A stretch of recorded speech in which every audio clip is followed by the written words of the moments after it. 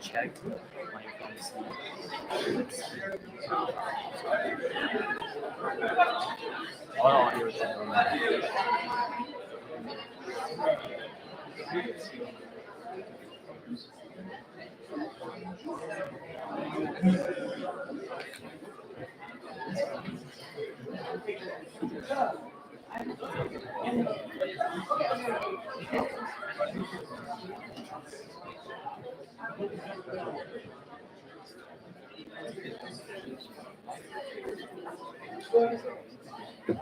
because you put it on, it's only like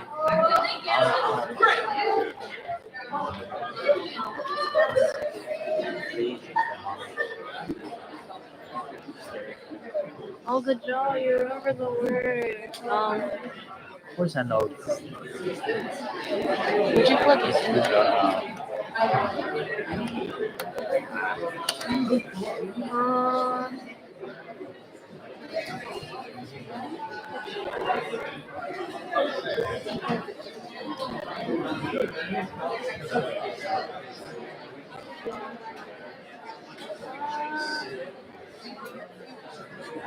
I don't know.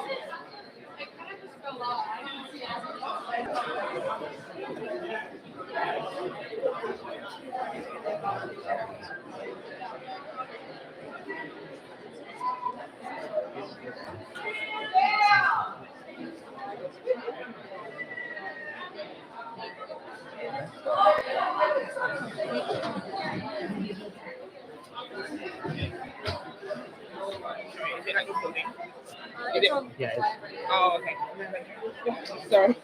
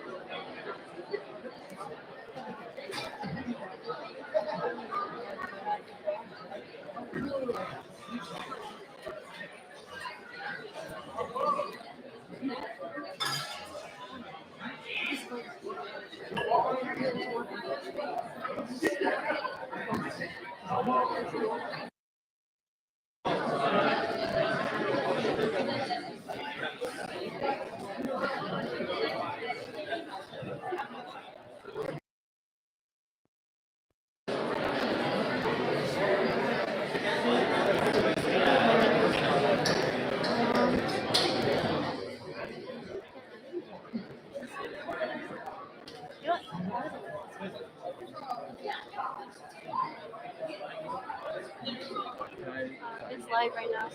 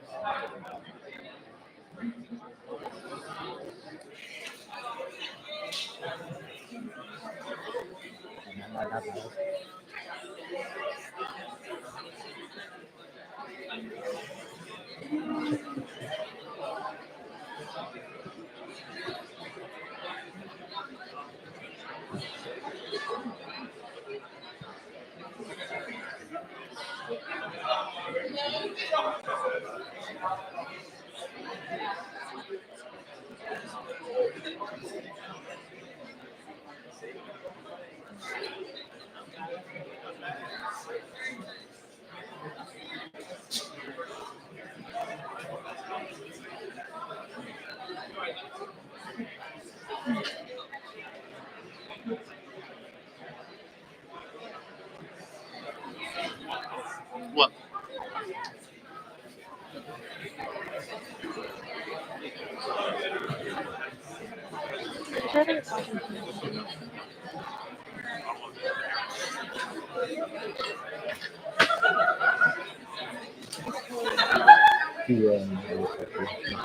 Sorry about this. I already started. No worries, I'll just add the other thing.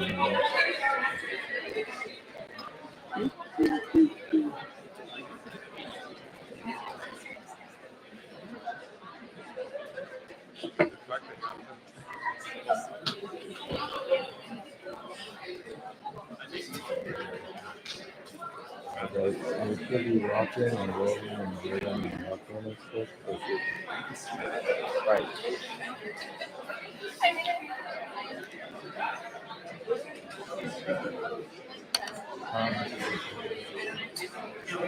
That's good.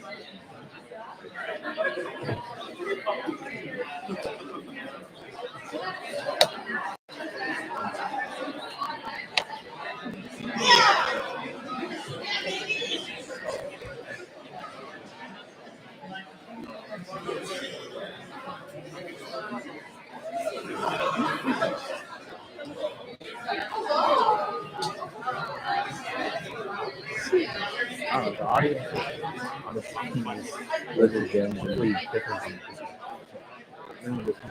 oh, you see my ankle?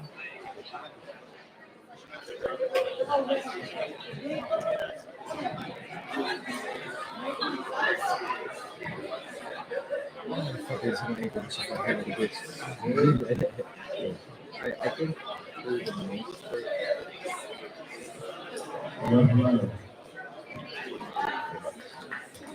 Hello, everyone. Hello and welcome to the first annual debate between the Carnegie Mellon University College Democrats and College Republicans, moderated by the Undergraduate Student Senate and Carnegie Debate. This debate aims to foster civil discourse and a moderated platform for debaters to engage in meaningful discussion on issues most relevant to students. We hope to encourage critical thinking and allow community members in the audience to form their own perspectives on these important topics. CMU respects and values freedom of speech, including the lawful freedom to protest, and we value our audience having the right to receive our speakers' messages. As attendees, you are encouraged to remain actively engaged in listening and reflection during the program, but we do expect the event to remain disruption-free. Our goal is to have a respectful exchange, and should there be any disruption, our expressive activity support team is prepared to de-escalate and ensure that the event can continue.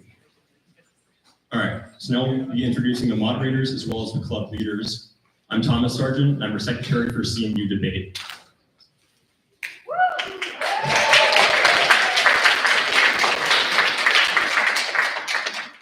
Hello, my name is Danny Marino, and I'm the advocacy chair in Undergraduate Student Senate, and we work with civic engagement. Sorry. My name is Sanjeev Naik.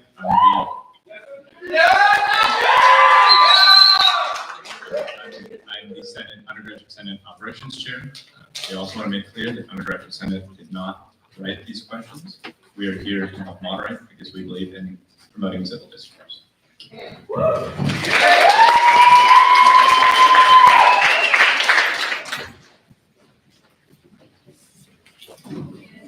go.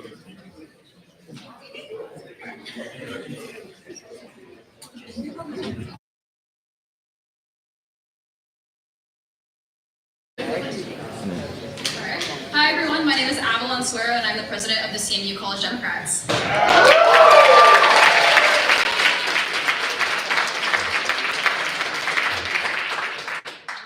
Hi, everybody. My name is Anthony Cachado, and I'm president of the Carnegie Mellon College Republicans.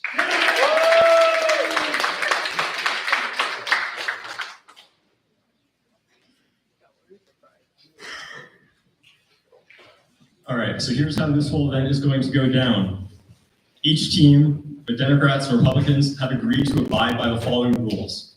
In a spirit of good faith, debaters will engage respectfully and with decorum. Debaters may not interrupt one another, and debaters may not engage in personal attacks. We will be addressing 6 topics throughout the debate: immigration, the economy, foreign policy, governmental issues, social issues, and healthcare and welfare.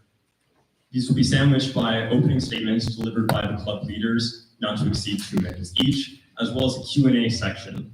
Throughout the debate, you will be able to submit questions posed to members of the teams with a QR code in the corner of the screen.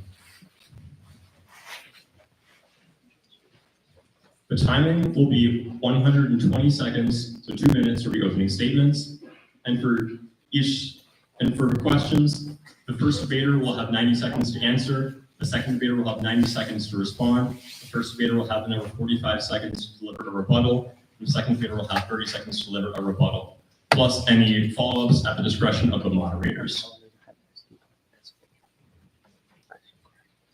All right, now the debaters will deliver opening statements. Oh, and because the Republicans won the coin toss, I get to go first. All right. Well, what are you guys ready?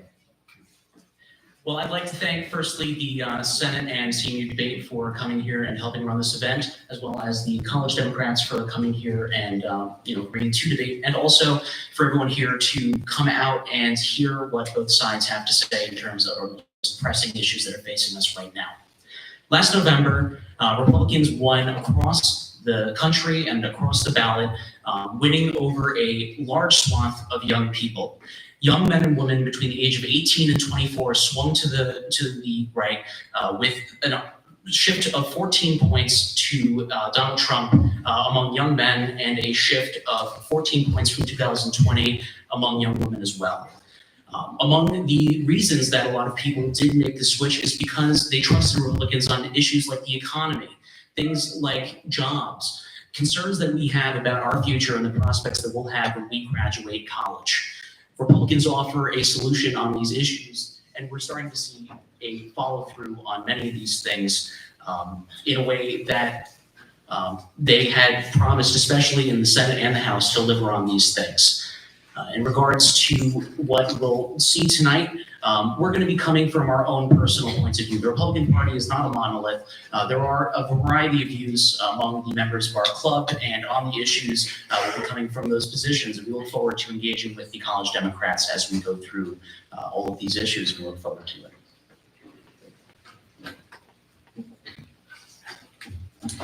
Students of Carnegie Mellon University, thank you so much for being here. I want to thank CMU Debate, CMU Senate, and both clubs for all the work and effort they've put into this debate, both in preparation, logistics, all of it.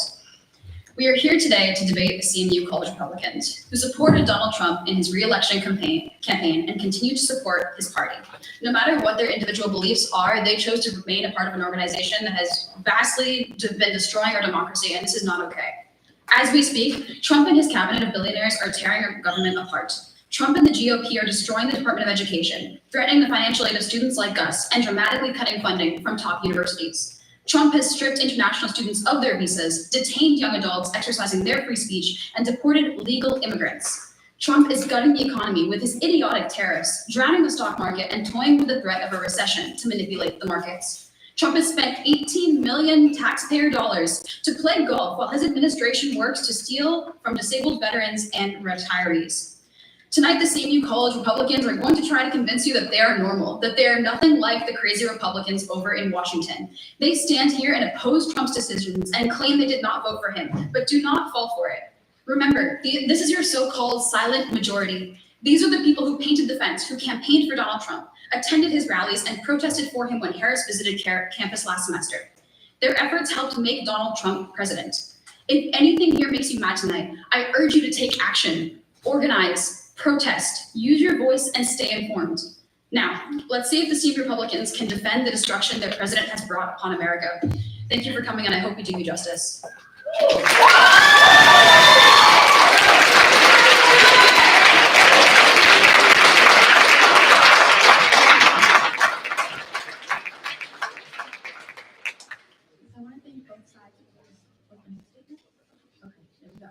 And now we will enter our first section on immigration. Yes. Okay. We will be starting with CMU Republicans as they started. So the first question is, like I said, on immigration regarding free speech and campus protests. These questions, again, were not drafted they were drafted by student feedback. Sorry. All right, let's get started. The first question that we have today is, international students across the country are having their visas canceled by the Trump administration. Are the visa cancellations of Mahoud Khalid and Rumisha Orskur and other pro-Palestine activists a violation of free speech rights? Well, look, I'd like to lead off this speech by saying that if you're a student, a foreign student or an immigrant student, you're welcome here, you're valued here, and the CMU Republican Party and the Republican administration wants you here. I'm very serious about that. The student immigration system that we have in the United States today is an incredible advantage and is of incredible value to the United States. It brings us tuition money, it brings us soft power, and it also brings us the certainty that we are helping countries around the world upskill their smartest and most talented people, and in the end, some of them even immigrate to the United States to benefit us here. So it's an incredibly valuable opportunity, and I'm really glad that we have it, as are the CMU Republicans. However, a very small minority, about 500 people nationwide in a immigrant population of several million, have been, have committed some violent protests or crimes like disruptive protests, basically, or drunk driving or other crimes like that. And that is a problem, and that is in violation of visa conditions. And when people violate visa conditions, yes, those visas ought to be cancelled. That's pretty commonsensical, and I hope we can find some sort of consensus on that. I really do think we can agree on that, hopefully, that, okay, it's 1 minute and 30 seconds, all yours. All right, thank you very much. And now it's going to be handed over to the Democrats. A few technical difficulties up here. I got this.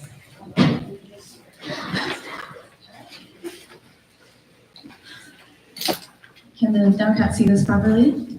Yes. All right. And I will begin at your first word. Sorry? I will begin at your first word. I find it interesting that you call these visas an incredible value to the United States, given in Trump's previous term, he basically cut in half the amount of F1 visas that were being issued to international students.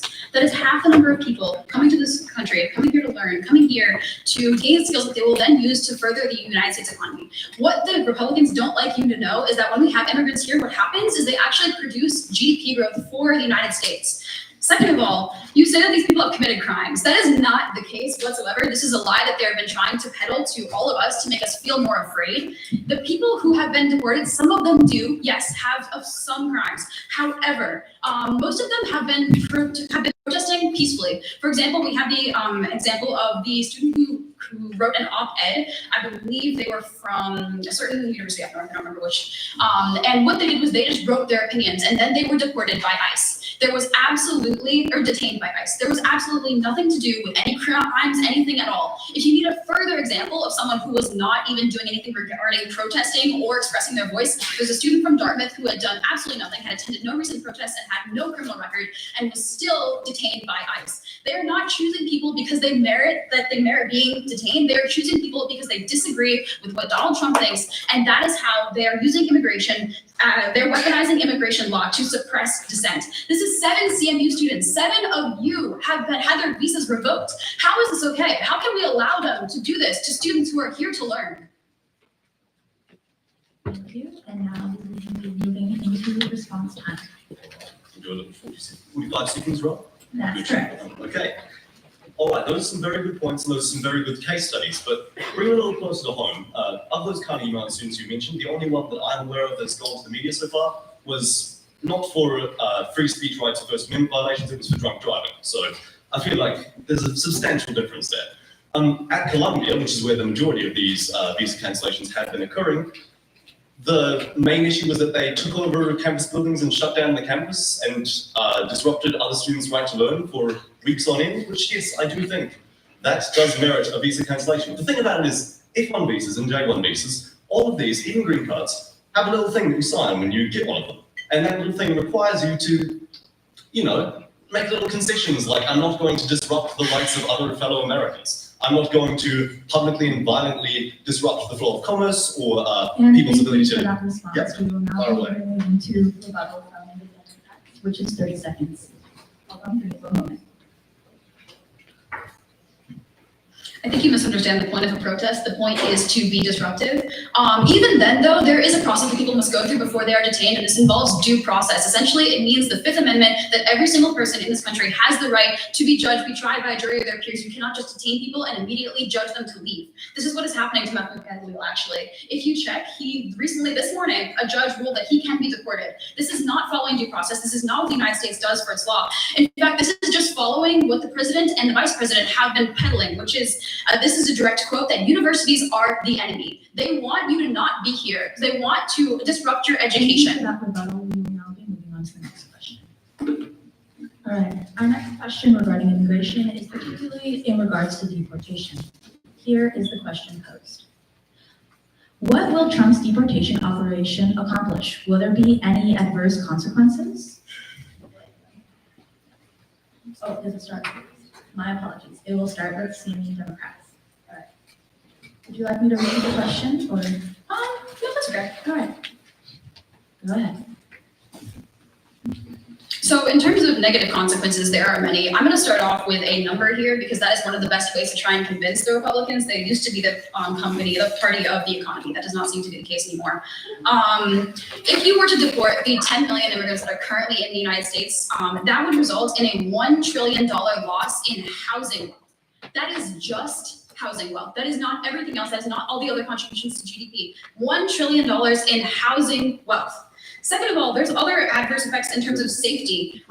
They would like to claim that immigrants are actually very unsafe and that they don't necessarily, they're always committing all these crimes, bringing drugs in. This is not the case whatsoever. Actually, there are several studies that prove that when you are bringing an immigrant, when you have a larger immigrant population in a community, what happens is crime either stays the same or it goes down. People are happy to be here because it gives them an opportunity for them and for their children, and they're not going to risk that.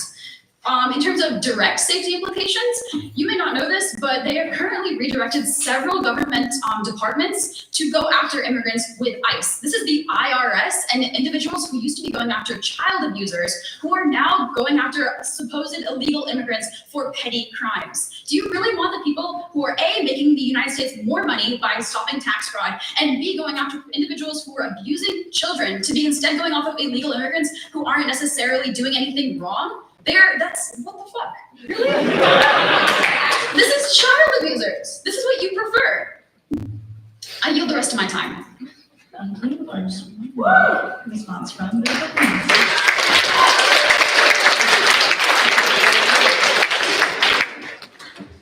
Right.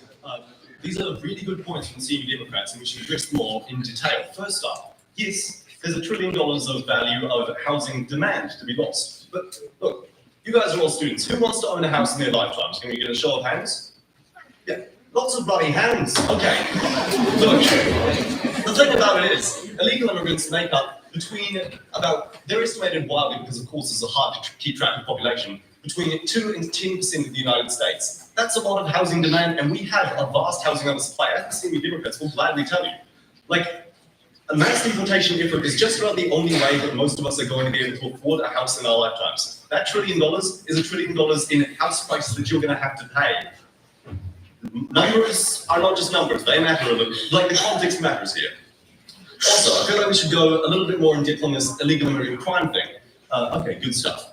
Yeah. So first I've got some names for you. Jocelyn Nungaray, 12 years old, Texas. Who else we got? Rachel Moore in Maryland, I think, mother of 5. Lake and Riley, we all know Lake and Riley. These are young women, college students, some of them, who were murdered and raped by illegal immigrants. No, I'm serious. I'm very serious. Illegal immigrants have been shown in studies to be obviously more criminal than the average American, and that is something, this is a true fact. Look yourself. I can send you studies if you want to give me your own idea. Please do not interrupt the. Sorry, I shouldn't interact with you. I've been told not to. Anyway, what I'm saying is this is a public crisis and we need to deal with it.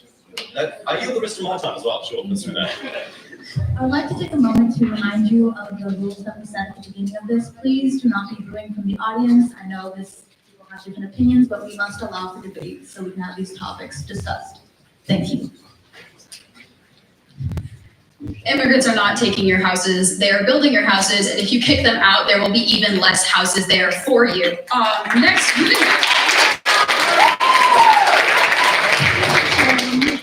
back to the original point on safety. Actually, if you keep an eye on like the Pittsburgh police scanners, you will realize that there have been 20 instances of ICE deportations here in Pittsburgh alone. And if we're talking about money, the place where these people are sent is called Motion and Processing Center. And this is a place that is a private for-profit prison that your tax money is paying for. That said, you might expect it not to be that much for someone to send someone to a prison, but it is $400,000 per month per person to send someone to this prison that you are paying for. Do you want to be able to afford a house? Maybe you shouldn't be funding prisons, but unfortunately, that is not our decision to make because this is the government who is deciding if they want to be funding these prisons.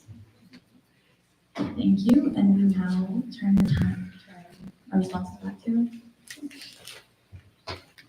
That is an excellent point, which is why we don't really intend to keep them in the prisons. We intend them to return them to their nations of origin. Look, I'm from New Zealand, you can probably tell by the accent. In New Zealand, we have this tremendous geographical feature called the Pacific Ocean, which makes it very easy for us to keep illegal immigrants out. And so in New Zealand, it's pretty common sense. When someone breaks the law, comes into your country in order to take advantage of your welfare system, or in order to essentially extract economic value from your country, you, as citizens of that country, have the right to remove them. That feels pretty commonsensical to me and to the residents of most countries around the world, but only in America do we for some reason. Thank you for that response. Sure thing. Now we will be moving to our next section, which is birthright citizenship. So now the question will be turned over here. The 14th, wait, let me pause this. Oh, thank you. All right. The 14th Amendment states that all persons born or naturalized in the United States and subject to jurisdiction thereof are citizens of the United States and of the state wherein they reside. Are all illegal immigrants subject to the jurisdiction of the United States? Yes, that's the operative question, isn't it? Subject to the jurisdiction thereof, a little bit of legalese there. Now, we should probably take into consideration the historical context of the 14th Amendment. It was originated to protect the citizenship rights of freed slaves, of freedmen. And that was obviously very important at the time, but as we move into the 21st century, we are dealing with different contexts with the people to whom the 14th Amendment is applying. Now it's not freedmen, and it's not even the majority European refugees from the First World and Second World War that we were talking about in the earlier half of the 20th century. Now the context has changed, and I'm looking forward to see how it gets litigated out in the courts. I think that we should leave this one mostly up to the judiciary to rattle out, and they are going through that process now. But I think it is high time that American citizens have a national conversation about what it really means to be a citizen of this country and how a person becomes a citizen. Is it just by being born here, which is not the case in the majority of nations worldwide, or do you have to have an actual tie to the population, to the country? These feel like questions we should be asking ourselves. I'll yield the rest of my time. Thank you. Now we turn to the Democrats. I mean, if you want to oppose the amendment that was ratified to allow citizenship for all of the American freed slaves, be my guest.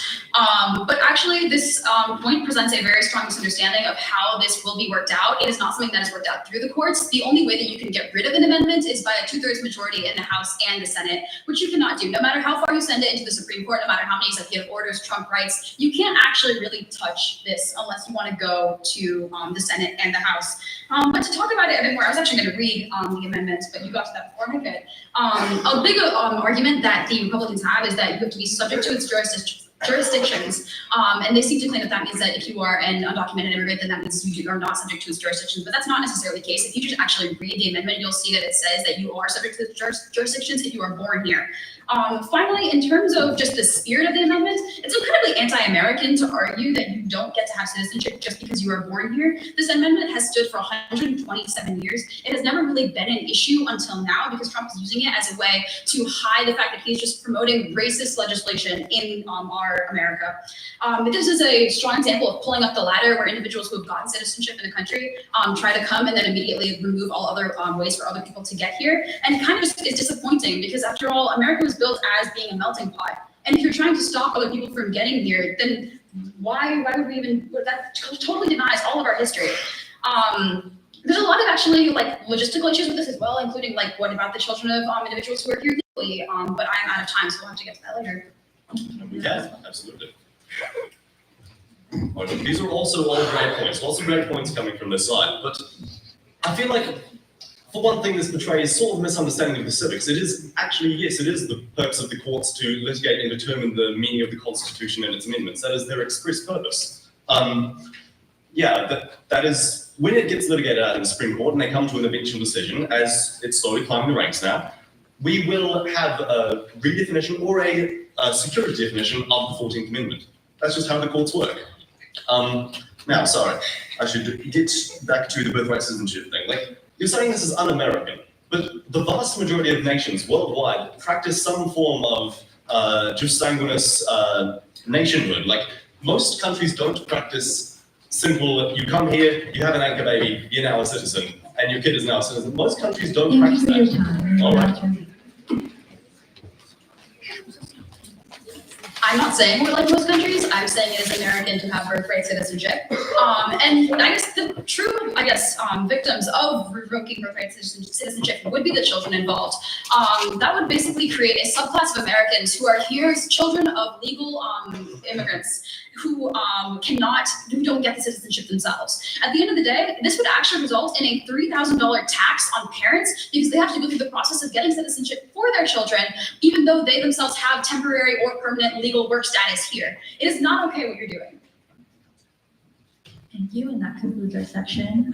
Actually, that does not. We do have a follow-up question, and we'll start with them. The follow-up question is this.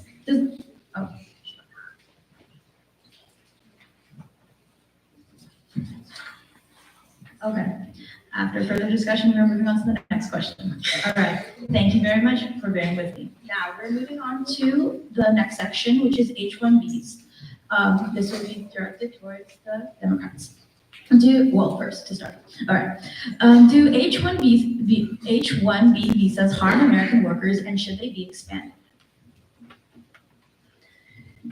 H-1B visas do not harm American workers.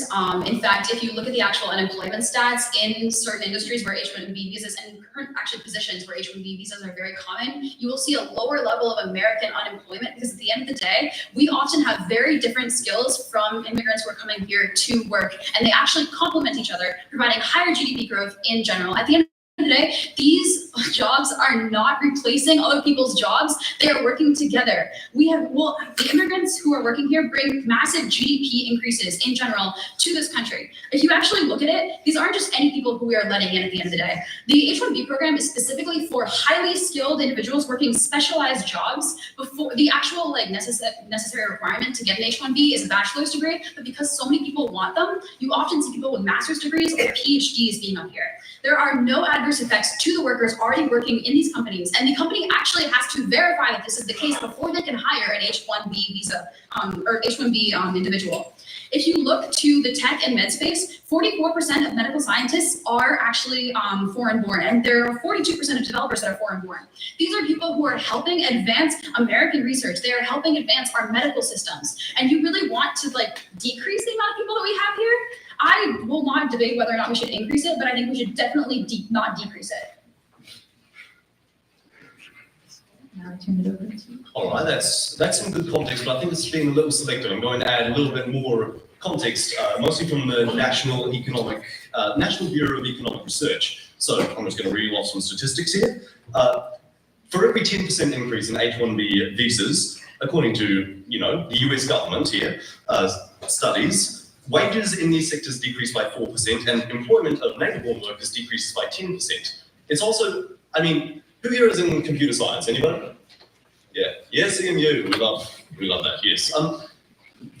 A large plurality of these visas are concentrated in computer science, and that is the field that they're normally debated on. And in computer science, it is absolutely indisputable that there is no labor shortage in that field. Like, that is the opinion of every think tank, of every study. Like, there is no labor shortage of skilled Americans who can do these jobs, but they're being forced out by workers who will be paid less than the median wage to do those jobs. I want to ask why the CMU Democrats are so willing to aid big corporations to undercut American labor here, because that is what, ultimately, this does. It's a form of corporate welfare, allowing people to undercut, no, it is. It's allowing people to undercut wage and labor costs. That's exactly what it does. I'll yield my time. This is a blatant misrepresentation of what the CMU Democrats care about and what we are doing. So I'm going to ignore that. But actually, companies are forced to actually ensure that they will not be paying less money to any current employees when they hire an individual who is on an H-1B visa. They're also required to let all of the other employees know when they're hiring someone on an H-1B visa. This is not something that is hurting the workforce. I don't know where you're getting these numbers from, because overall, immigrants do help GDP, and they do help us create more amazing vaccines, create better technology that actually helps everyone's lives here. In addition, it is actually very difficult for a company to hire an H-1B visa individual. It is not something they just do on a whim. It can cost them up to $20,000 to sponsor someone. So it is not necessarily just something that they're using to replace American talent. It is something they're using to work with it to be, I guess, the best that we can be. Thank you.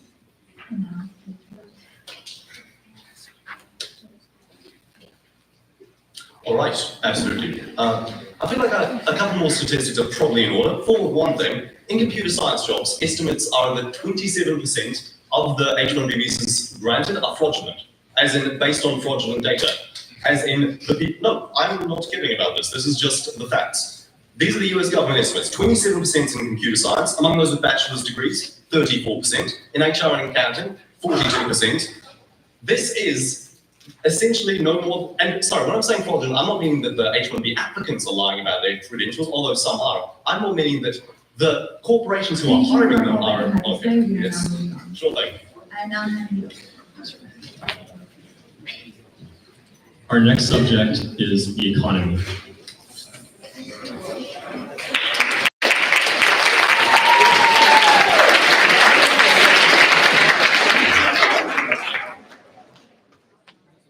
I want to remind the audience, if you have any questions or comments on articles from the debaters, send in the QR code at the bottom right. You can submit it in the forum.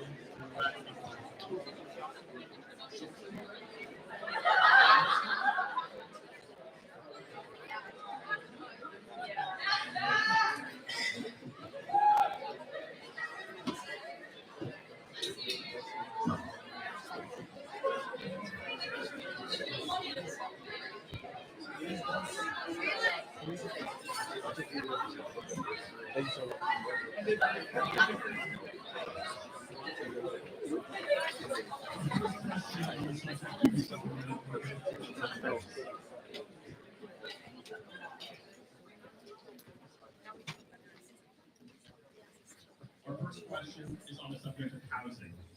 What should each level of government do to reduce the cost of housing? Well, I can break it down going from local then to the state and the federal. When we look at the whole problem of housing, it primarily is a local issue. Particularly in Pittsburgh, I know we have some very strong pro-housing groups at Pittsburgh Pro-Housing, which has been advocating to work on issues like zoning, which is an example of government overreach. More often than not, the issue of housing, it comes down to a simple economic principle, issue of supply and demand. We cannot increase the supply of housing because of the zoning issues that we have, which constrict the supply of housing artificially.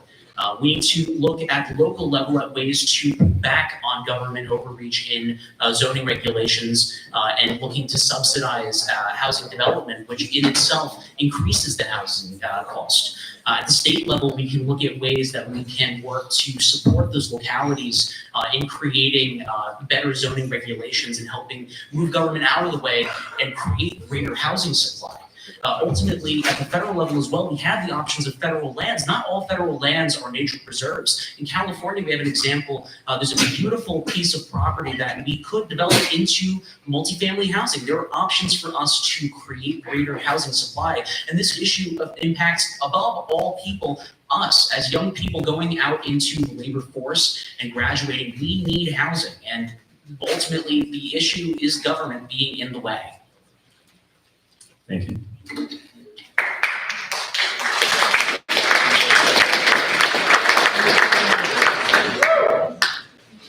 We believe in investing in America using a whole of government approach to alleviate the housing crisis in this nation. What we heard from my opponent here is that zoning is government overreach and that this is purely a supply and demand question. Yes, there is a supply problem, but the question is, why are Republicans supporting our construction workers? It doesn't make any sense. They're not alleviating the supply problem at all, and they don't truly believe in subsidizing housing because they consistently, very consistently undermine housing funding efforts, voting against the Build Back Better plan, which had, as passed under Joe Biden, $150 billion originally for construction, zoning reform grants for localities, and rent assistance. The Republicans are undermining at the federal, state, and local levels all efforts to actually alleviate the price of housing. Let's not forget that the GOP is supporting the Trump tariffs, which are increasing the price of steel, lumber, drywall. This is raising housing prices while they're also tanking the economy. Look at 30-year bond yields. They are going up. This means that mortgage rates are going to follow suit. It will become prohibitively expensive for Americans to finance their homes. Meanwhile, the price-to-income ratio for homes is increasing. This is because Republicans are denying Americans the ability to actually provide generational wealth and obtain houses that make the American dream possible. Thank you.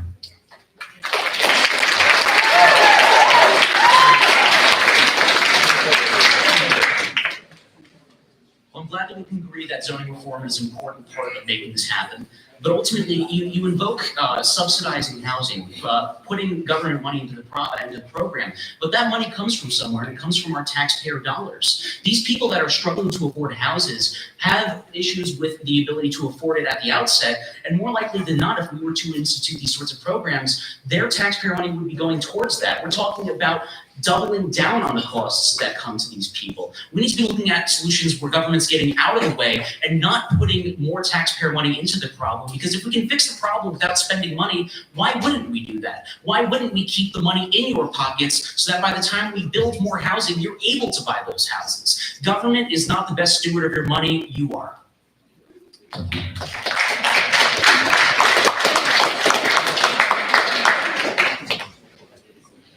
To provide for the general welfare, our founding documents make it very clear that the role of government is to help provide for the general welfare. A homelessness crisis is not indicative of a healthy economy or a healthy nation. We have to do our part as citizens, as people in government on all levels to alleviate the housing crisis. We have to understand that taxpayer dollars belong in the hands of Americans and that the GOP tax cuts are only fostering further problems insofar as the housing crisis is concerned by undermining the ability of the government to help Americans. Our next question is on tariffs. This will go to the Democrats. The question is the U.S. trade deficit harmful, and what steps should be taken to resolve it if so? Well, let's be very clear. Tariffs are a tax on the American people. And a trade deficit is nothing more than me going to a restaurant and spending money in return for goods. I don't expect the restaurant to then buy something from me because that would be ridiculous. In return for the money Americans spend internationally, we get goods that help make our quality of life the envy of the world. Further, tariffs and the trade deficit that we have export the US dollar to countries worldwide. This helps make the United States the center of the global economy, something that for some reason the GOP has given up on. The GOP is right now leading the crusade against the United States being the leader of the free world and the free market and the center of the global economy. You have all seen the stock market is down 12% from all-time highs because of this nonsense. You have seen that investors are fleeing the United States because confidence in the dollar is going down. The euro has now went up 10% against the dollar just in the past couple weeks because of this nonsense. We have to understand that targeted tariffs help reduce deficits smartly. That's because Joe Biden and Democrats understand that a large deficit isn't necessarily a problem unless it gets very, very large, which is not the case currently. Right now, the deficit is working in our favor. It is always a good thing to try and get it down and make sure it's not exorbitantly large. But right now, tariffs are not the way to solve this. Thank you.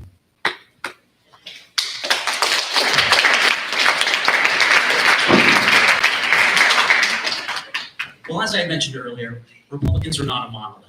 And you can see that there are Republicans in our houses of both the House and the Senate looking to act against these tariffs. Senator Rand Paul. We have Congressman Don Bacon of Nebraska, who's put forward the Trade Review Act of 2025. There are disagreements within the party about how to handle the issue of trade.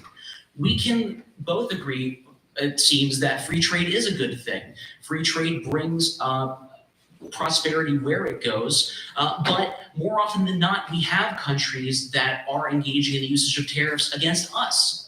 You know, tariffs in themselves are a sledgehammer of a negotiation tool, but there is something to be said about the need to bring other countries to the table to find solutions to bring bilateral free trade between countries. This is something that's important, but it seems that at the same time as talking about tariffs and saying that they're bad, apparently some tariffs are good. And this is the position of many Democrats, inclusive of Congressman Chris Deluzio, who represents part of Allegheny County, who is speaking in favor of the tariffs, saying if we use them right, they're good.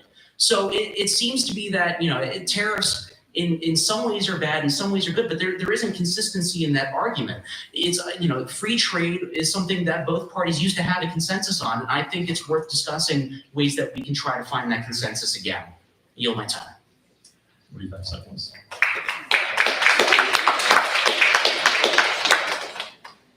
Some tariffs are good. Every economist will tell you a small tariff, 10%, can be used as a scalpel to try and help fix if there is any sort of trade imbalance in the country or to protect domestic manufacturing in very, very specific cases. This is not the case. A 10% tariff on China, that was used during the Biden administration. What is the effective tariff rate as of this morning? 125%. That means goods from China coming to the US, the goods you get at Walmart and Target, and at the grocery store even, if they're from that specific country, are going to cost 2.25x more. It doesn't make any sense. Remember, everything this administration does is done out of one of two things: incompetence or malice. In this case, it is both. They are punishing the American consumer with their absolute delusional take by their leader, Donald Trump, about this topic.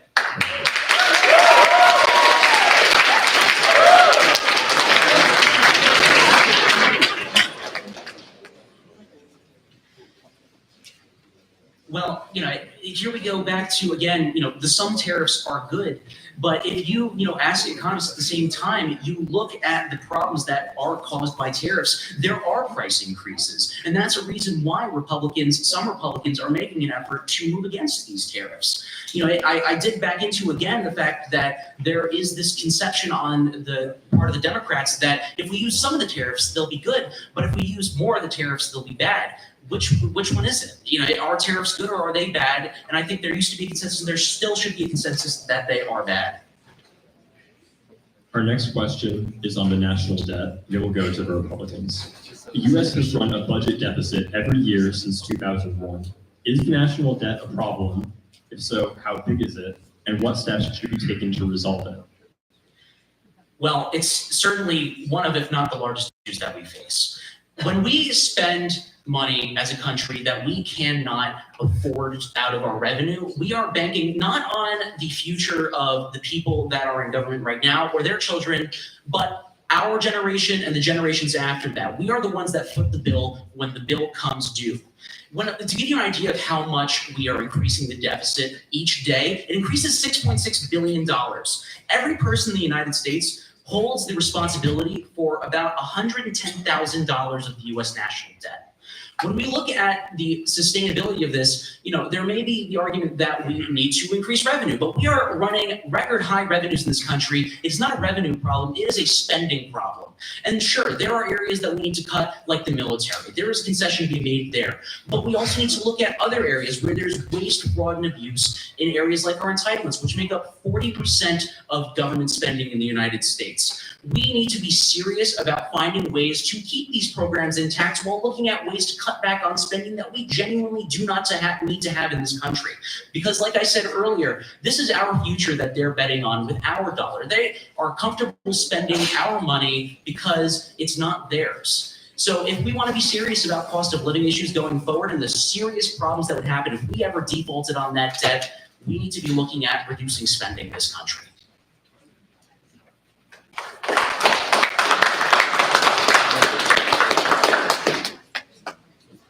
Let's be very, very clear.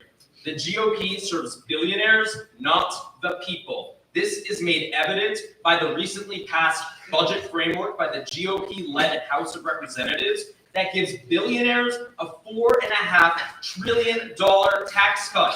This is already projected, and you can look this up, to increase the national debt by a proportional amount. This doesn't make any sense. My opponent is saying that this is not a revenue problem, it's a spending problem. No, this is a problem purely of not taxing the rich, those who need to be taxed fairly, who are not providing their fair share. Instead, my opponent is attacking, quote unquote, entitlements. What he means is Medicare, Medicaid, Social Security, SNAP. Supposedly, there's waste, fraud, and abuse. We've all heard the debunked claims by Elon Musk, our co-president, and alongside we've all heard this over and over again. They're lies because they are intent on lying to the American people so they can pay for the $4.5 trillion tax cut, harming grandma and grandpa who aren't going to get their Meals on Wheels, harming your brothers and sisters and aunts and uncles, anyone who's on disability, because they want to take money from you and give it to the billionaire class, and they have not provided any real justification, and they're complete hypocrites because they're the ones who are driving down tax revenue, driving up spending in their latest bill and budget framework. It doesn't make sense, it is not consistent, and they are the ones responsible for taking away the entitlements that we have all earned. Thank you.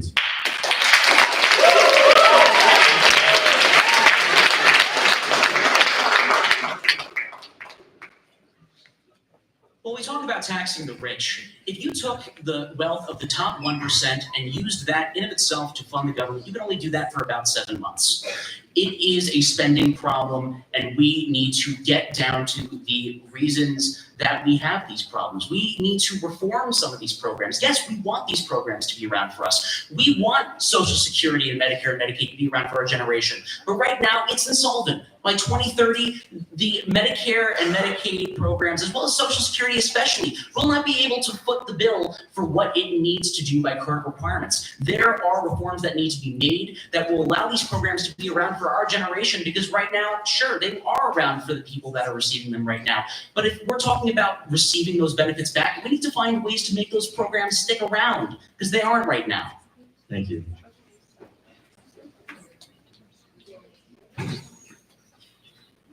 Democrats are about growing our economy and helping the American worker. We have to understand that progressive taxation, increasing taxes on the top earners and the top corporations, brings in more government revenue that can be spent on growth-focused spending, like building our electric grids, like education, like jobs, like the Inflation Reduction Act passed under Biden. All of these things come together in essentially building our future. We have to understand that the GOP is engaged in economic vandalism and corruption in broad daylight. We have to say no to billionaire tax cuts and fund what actually works. Thank you.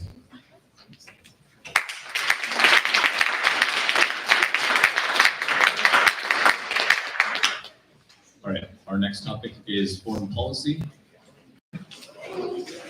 Peter, please come.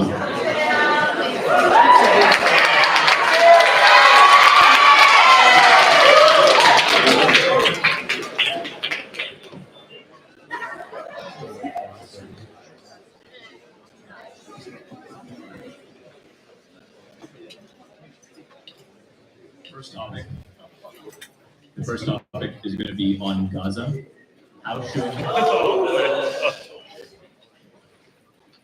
should the U.S. respond, if at all, to the humanitarian crisis in Gaza? This question is posed first to the Democrats. Well, I can tell you exactly what we should not be doing, and that is what Donald Trump is currently doing. If you remember, like a few days after Donald Trump's inauguration, he tweeted out a video, an AI-generated video, advocating for the complete expulsion of all people residing in Gaza and the use of American tax dollars to transform the entirety of the Gaza Strip into a luxury resort. This is insane. I don't know if you remember this, and it was quickly brushed away by the news, but this is not conduct becoming of our president of the United States. It makes America look foolish. It makes our country look completely idiotic. All right, under the Biden administration, a ceasefire was reached between Israel and Hamas. After Trump was elected, the ceasefire was broken and both sides reneged on their sides of the deal. What the hell are we doing? We used to be known as the country that led the free world, the country that other countries could look to for stability and economic projection. Now, where are we? We have nothing. We have no more diplomatic ability. We have no more soft power. Under the Trump administration, we have failed in Gaza, and we will continue to fail as long as Trump continues in his disastrous policies. I yield the rest of my time.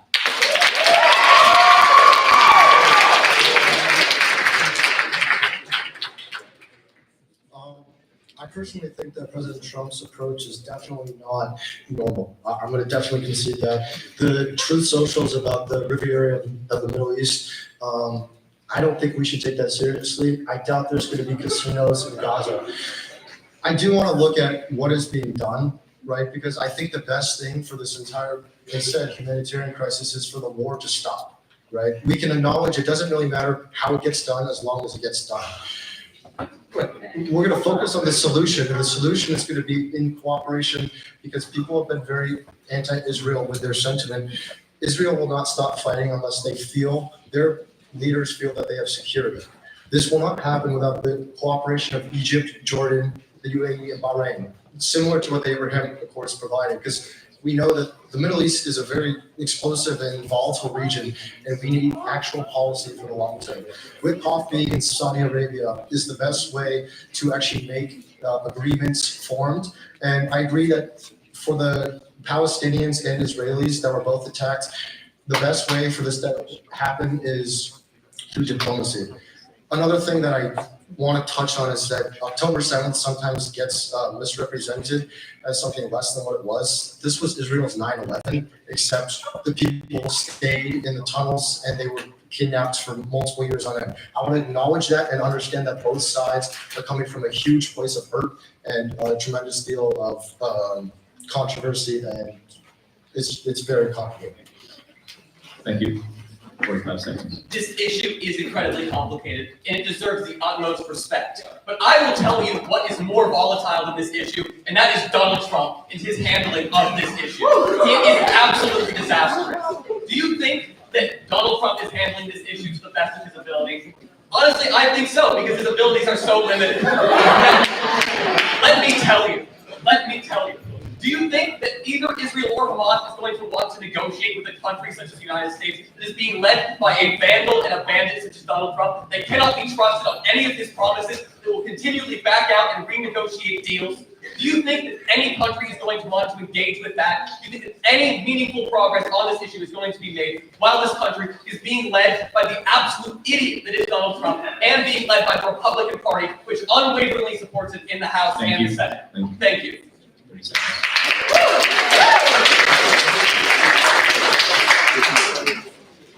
Donald Trump and Jared Kushner founded the Abraham Accords, which ensured a lasting solution. It feels like every 10 years, there's a terrorist attack, there's bombings, there's always war, right? The end goal is to prevent this long term. If we get a ceasefire, like you said, the ceasefire was broken very quickly. We need lasting promises. We can't have these short term, oh, Trump is this, Trump is that. We have to look at what he accomplished. He accomplished the Abraham Accords, bringing the countries together, and it's the only way to have this region calm down, right? This is not a light issue. This will not be solved in a few days, and I agree that this needs to be handled very lightly. Thank you. All right, we're going to pivot to Ukraine. Russia has thus far not agreed to a ceasefire in Ukraine. How should the U.S. proceed from here?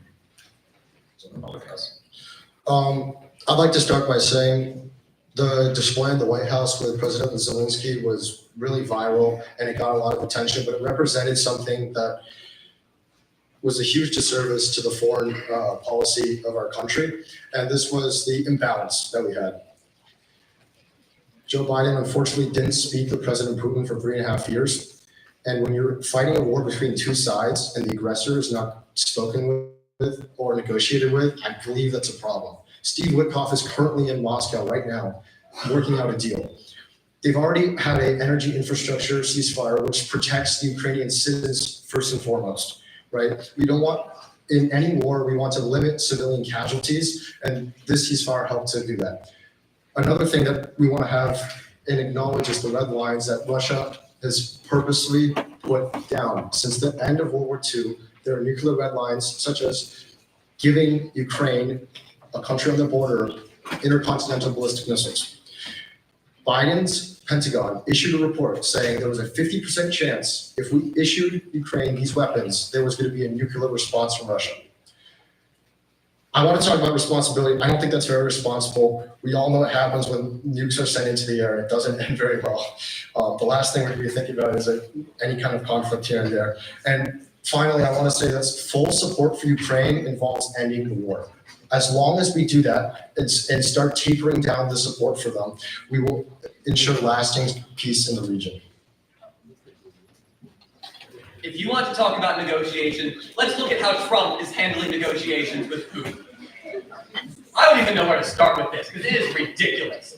Trump begged on his knees for a call with Vladimir Putin to negotiate the ceasefire. And where did that call get him? It got him nowhere. They are currently negotiating a deal, but we all know that that deal is going nowhere. Putin is still relentless in his attacks against Ukraine. That energy ceasefire deal that you mentioned, it was immediately broken after it was first put into place, because of course Putin cannot be trusted to be responsible for any deals that he makes, just like Donald Trump. We have two absolutely incompetent leaders attempting to negotiate with one another and getting absolutely nothing done. If even the famous author of The Art of the Deal cannot broker a deal between Russia and Ukraine, then there is a clear solution here, and that is this: negotiation is not an option. Ukraine needs all of the funding that it can get. It needs all of the intelligence sharing that it can get. The only way this war can end is through victory for Ukraine. Slava Ukraini, I see the rest of my time.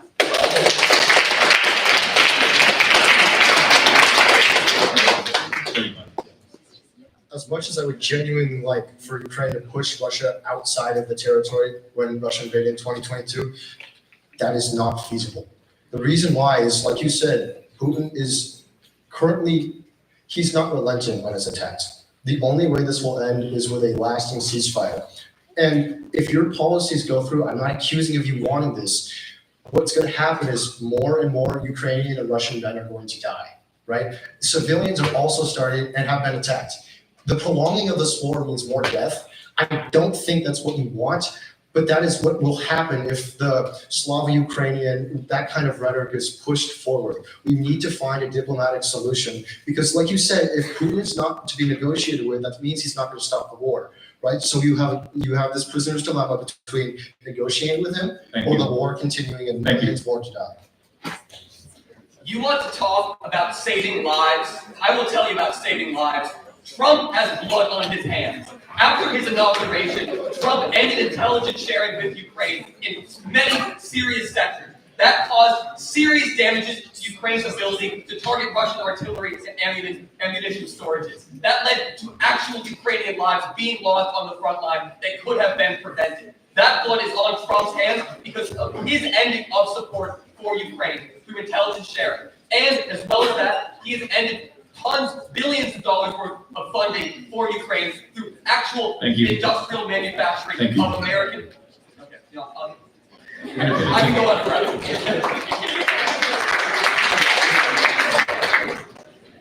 We're going to pivot to NATO.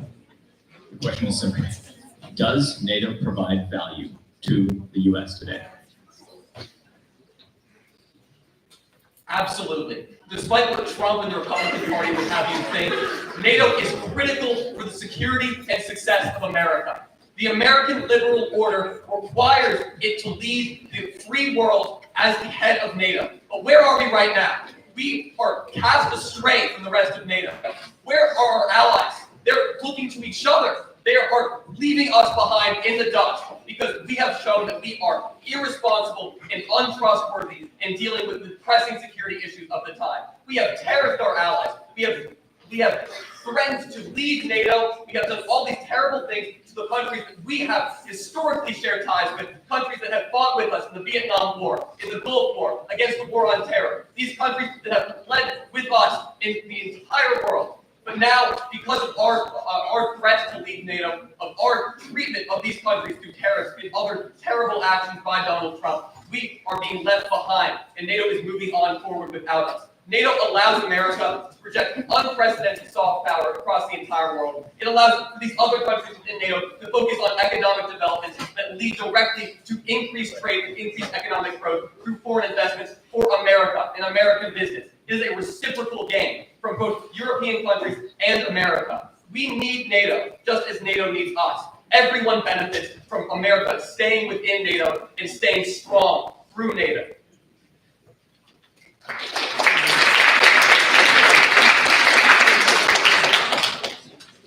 I'm actually a little bit undecided about this, and the reason why is because, you know, you definitely heard Donald Trump talk about people not paying their fair share. I do agree with that just based on the statistics, right?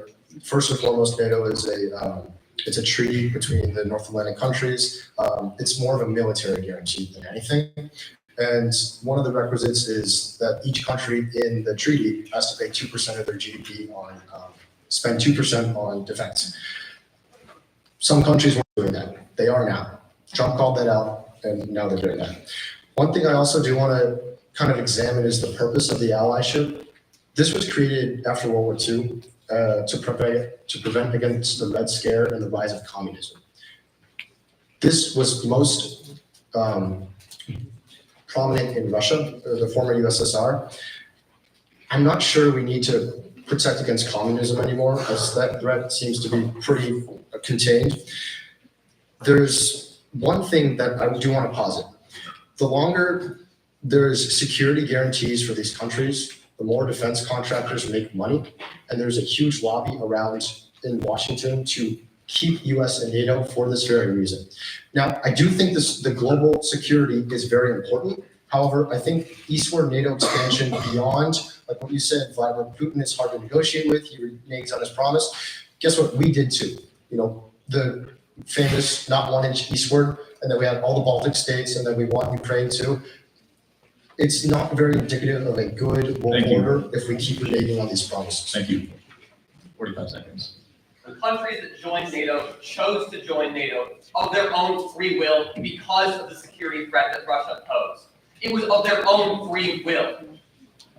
You say that these countries need to pay their fair share, and I absolutely agree. But the methods that Donald Trump is attempting to use to extract these shares out of these countries is undiplomatic and unreasonable. It is insane, and it makes us look like a laughingstock on the global stage. We need to come about this diplomatically, not through threats and bumbling rants. Thank you.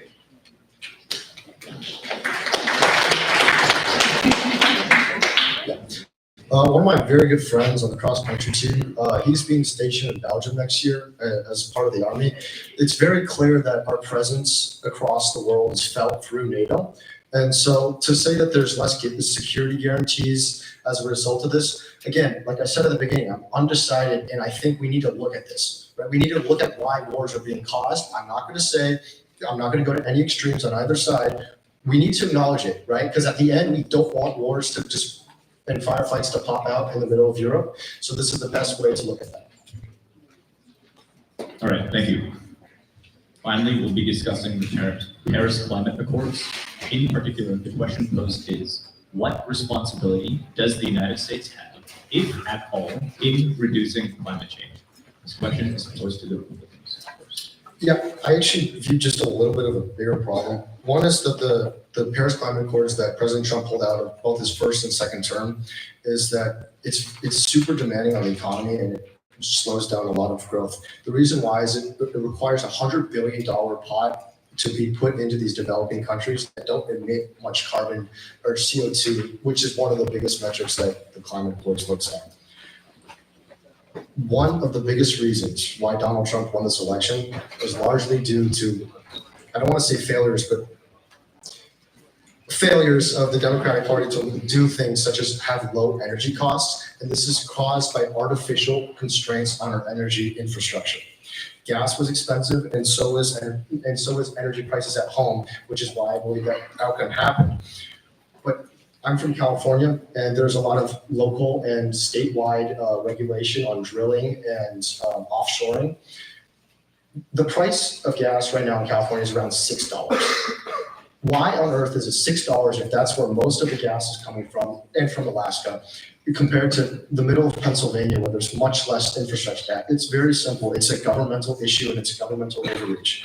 This is also, that not many people talk about, this is a national security risk, and the reason that America has a huge deficit of electrons, which means we cannot generate enough energy. And so far, if China wants to turn off a lot of the green energy that we have been investing in, they can do that because they were the ones who created that, and it's just a little bit of an issue that I wanted to. Thank you. 45 seconds. I want to get some facts straight because I believe my opponent is misleading you. First off, during the Biden administration, we became a net energy exporter. We exported more oil to the rest of the world than the entirety of Saudi Arabia. We were an incredible energy power. We were energy independent. We still are, and we were a net energy exporter. The Democrats do not disregard this. We still support American energy independence. Now, I want to talk about China. Our biggest geopolitical rival right now is investing unprecedented amounts in nuclear energy and solar panels. Where are we? We're falling behind. We're investing nothing. We're still relying on non-renewable resources like natural gas that are going to run out one day and that are going to continue to kill the environment. We need to spend more investing in domestic clean energy sources like nuclear energy and solar panels to both save this world from climate change, which is a direct threat to national security, and retain our energy independence, which will boost our economy and keep American jobs.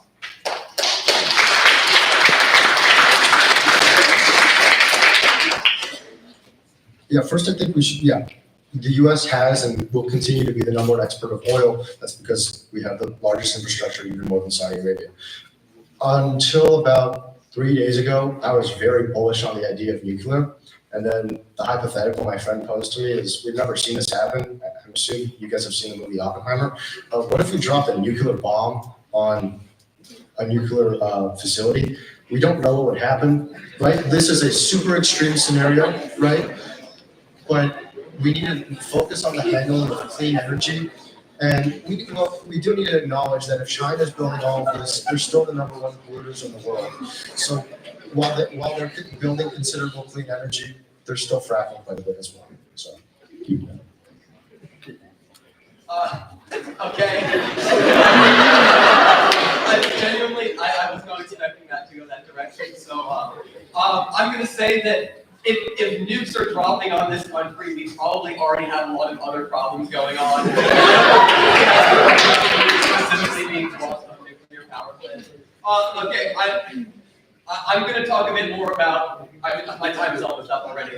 I'll just let that stand. I'll just yield the rest of my time. No.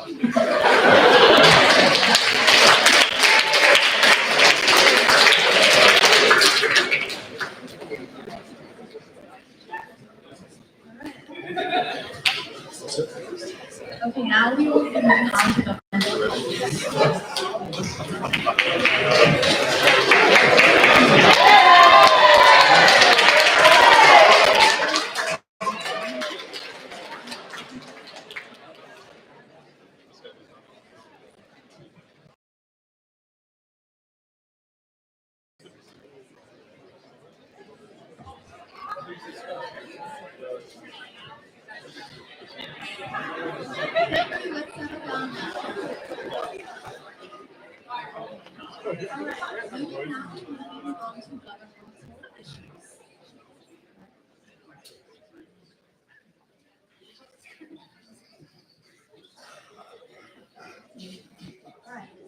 The question first will be posed to Democrats.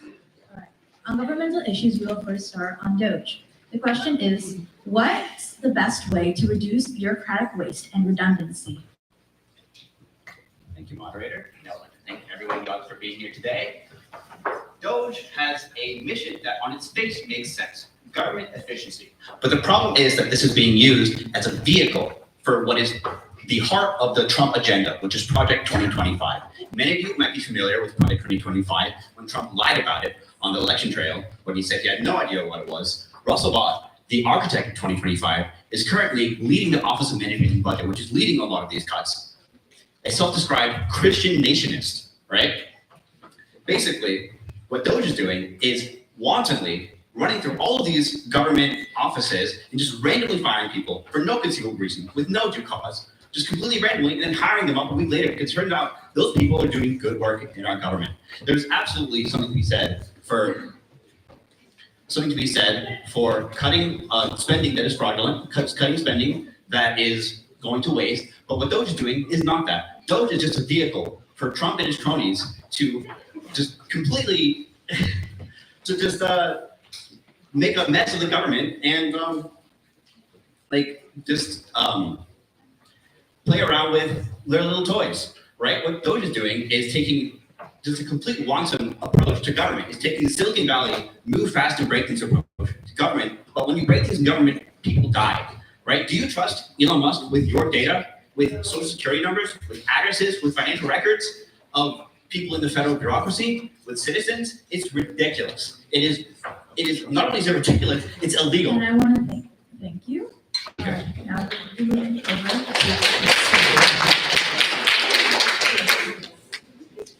Hello. To start with how you end saying it's illegal, I want to start off by nothing Trump has done so far is illegal. He regarding DOGE and appointed Elon Musk. Let me continue, please. Thank you. He appointed Elon Musk as the SGE, which is the Special Government Employee. This has been done previously, such as back in 2012 by by the Secretary of State Hillary Clinton. She has appointed Huma Abedin back in 2012, and no one has said any problem about it. Everything that Trump has done and Elon Musk has done regarding DOGE and the bureaucratic reorganization has been absolutely legal. And if you want to go band to band with me, well, screw that. I'm going to go M with your party.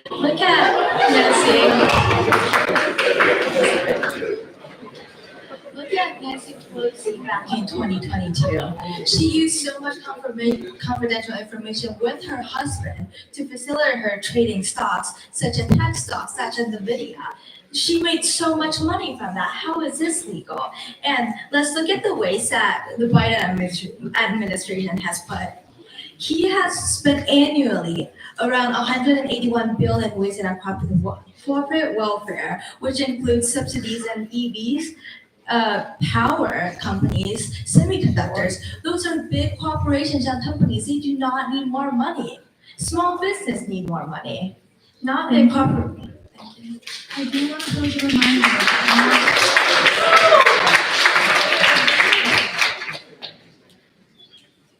You have 45 seconds. I find it deeply ironic to think that you're advocating for small business when the richest man on the planet is a top member of your administration. There are more than 200 pending court cases at the moment just targeting the Trump administration's actions. One of the first actions of the Trump administration was to fire 17 inspector generals from the federal bureaucracy. What the job of those inspector generals is to hold accountability and make sure that there's no fraud happening. That set the tone for the entire Trump administration, which is just fraud and just the complete, it's utterly illegal. So to clarify, right, that's illegal. Right? They need 30 days notice and due cause, and none of that was given. There are no excuses given. And it's actually just straight up on record, right? You have judges saying things like, where were the lawyers when this was written, right? Because none of it's written by lawyers. It's written by people who have an ideological agenda for Christian nationalism. You have 30 seconds. Thank you. Well, I absolutely disagree with the fact that you call Trump fraud and our entire Republican as fraud. Well, I will point out to the first solo case that Biden had done. the donor for Biden received up to 10 billion in subsidized tax break. How do you explain that? And the House of, anything DOGE have done is clear the muddy water. It's to democracy. It's what you guys stand for transparency. That's what the only thing we have been done. That's why we make people write up emails so everything that you've done. Thank you.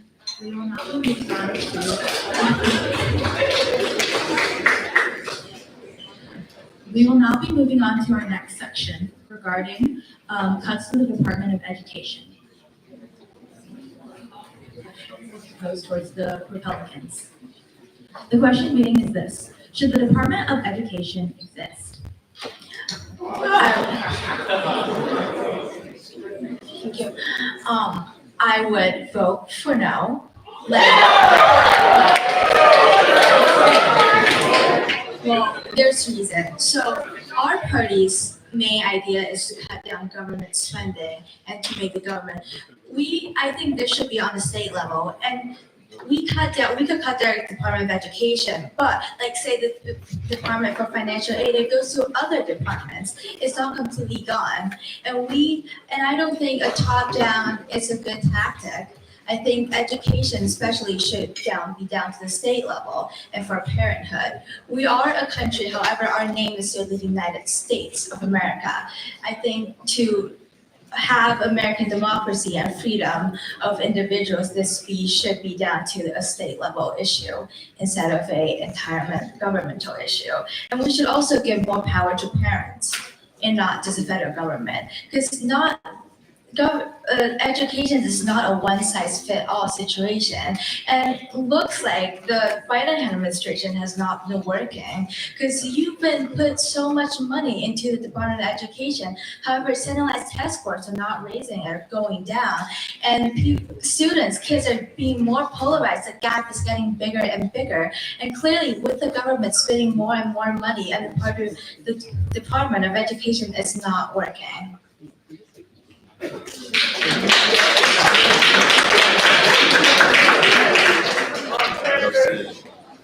right. Well, if you want the Department of Education to keep existing, I would suggest my opponent vote Democrat. Project 2025 that I mentioned earlier included that they would dissolve the Department of Education. Already, within the first couple days of the Trump administration, they had committed to freeze more than $800 billion in funding to the Department of Education. Because that was thoroughly illegal, most of that didn't happen, but there's still $3 billion still in limbo. And that's mostly going towards community schools, historically Black colleges, Hispanic-focused schools. The people that are suffering because of this decision are ultimately the most underprivileged of us. This is basically a movement towards anti-intellectualism and a regression against the American spirit. It's a crippling of the American future. American education already struggled a lot because of COVID and the COVID generation and what that did to the education of many of our students. And the result is a future that is even more jeopardized. Those of you who have had the pleasure of applying for a PhD are intimately familiar with this problem. Many of you have had your futures jeopardized because of this decision. Because PhD students rely on funding from the federal government, the result is confusion, and the result is honestly terror, because that's your whole life on the line. That's what you've been working for years, your entire education. That could be many of you in this room. It's not just statistics, it's real life, and it is livelihoods on the line, and the education that is the investment in our future is being jeopardized. Thank you. Because Now have 45 seconds. Thank you. I'm not quite sure what specific sector the Department of Education is putting money into, because since the start of the Department of Education back in 1979, I think we've annually been averaging spending, I think 17 or 19 billion, someone can fact check me, on the Department of Education, and nothing really seems to work. And also, you are putting everything into a central governmental issue, and it's not good for a top-down situation. Bureaucratically hurts local schools, because schools are very different. If you put one size fits all solution, that's not gonna work. And the school has not been better. The students has not been doing better stuff. And I think it should be the parents' job. Thank you. Thank you.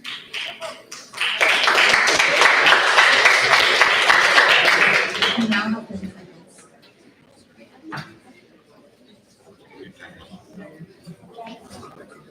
Americans are absolutely worth investing in. Education and the technology and research that comes from it is the engine of growth. Technologies like the GPS, internet, iPhone, these were all enabled by government investment in research and ultimately by the education that the Americans who worked on those projects had in this beautiful country.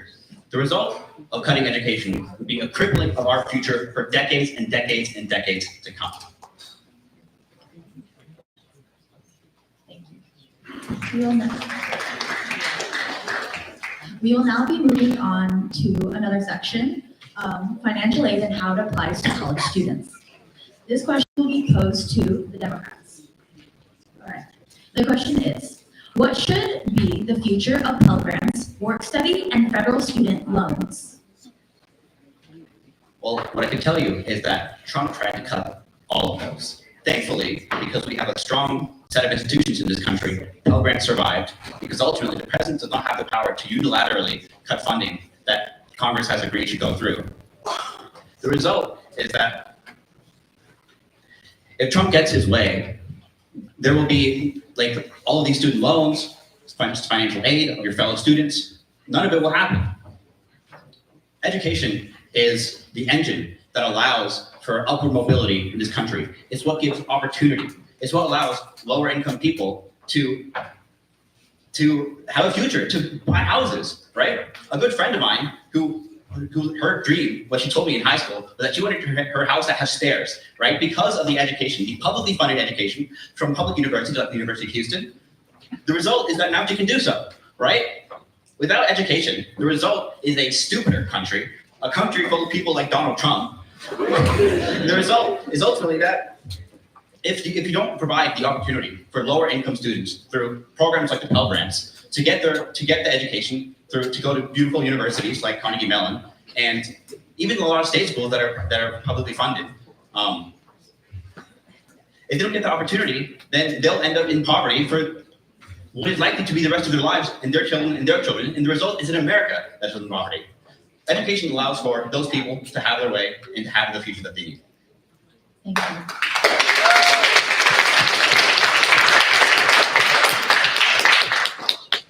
I agree that education is very important. And of course, we are not against financial aid. If the world is perfect and it comes down to one thing, everyone receives free education, we are all for that. However, Senator Elizabeth Warren's plan to forgive students' loans gets us into $1.25 trillion in debt.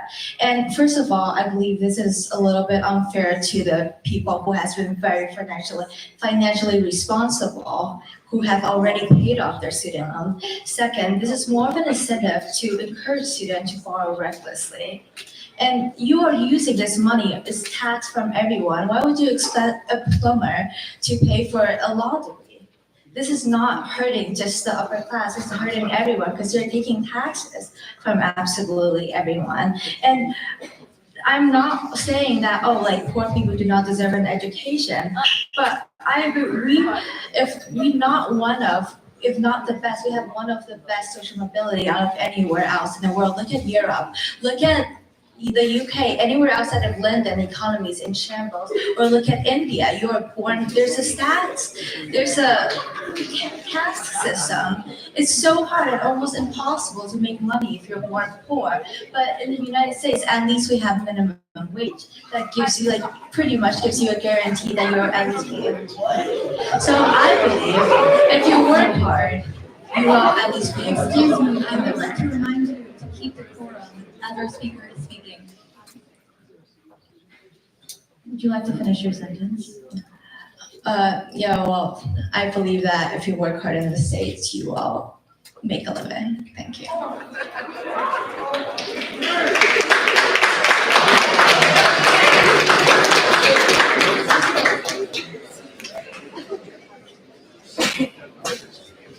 You have 45 seconds. Well, if you're not against financial aid, I recommend that you vote Democrat because Trump literally tried to kill all of it. And that even includes not just direct to student funding, that includes things like education for teachers. That includes even things like school lunches, right?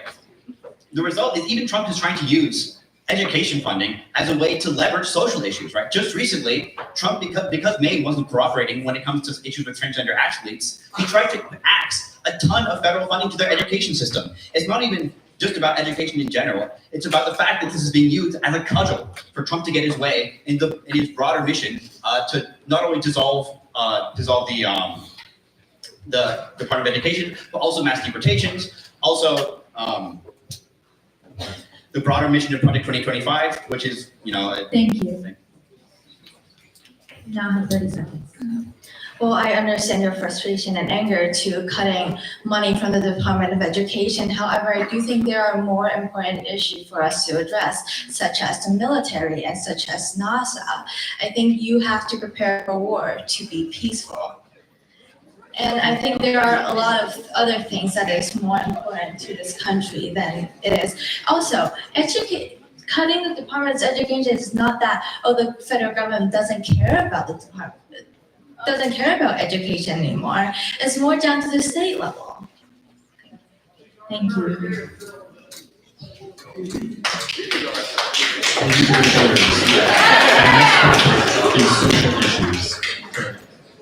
Our next topic is social issues.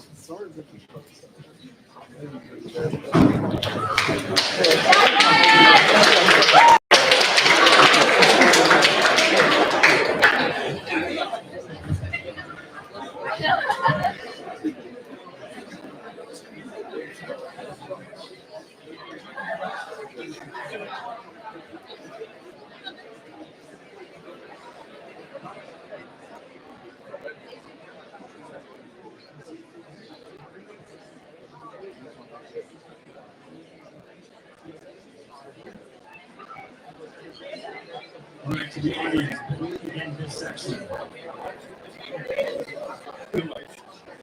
our legalities freedom of expression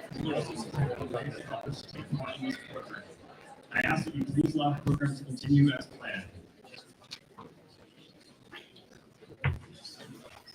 All right, our first question is to Republicans. Trump recently signed an executive order designed to prevent transgender individuals from being able to enlist in the military. What is the justification for this? Well, I want to speak more generally on the topic of transgenderism. So, in Cedar Hall, there's two doors next to each other. One labeled all gender restroom, the other labeled all gender restroom with urinals. And I think this is a funny example because it's needlessly confusing. And I think confusion is at the heart of this issue. And I don't mean confusion in perhaps the typical sense of someone being confused about what gender they actually are, but confusion about what identity really is about. Is which pronoun you use when someone refers to you in third person? Is identity about which bathroom you use? Or is identity something more open-ended? Is identity about your passions, about the things you hate, the things you love, the way you interact with information and experiences as you progress through life? Now, for some people, I imagine their gender is a real problem for them. But let's say it's not. Let's say you're just a bit of a tomboy, and your local English professor comes to you and says, "Have you considered that you're actually trans?" Is that something that's actually going to help you discover yourself, or is that something that distracts you from the task of discovering yourself and sells you a formula that actually closes off the process of discovering your true identity? Thank you.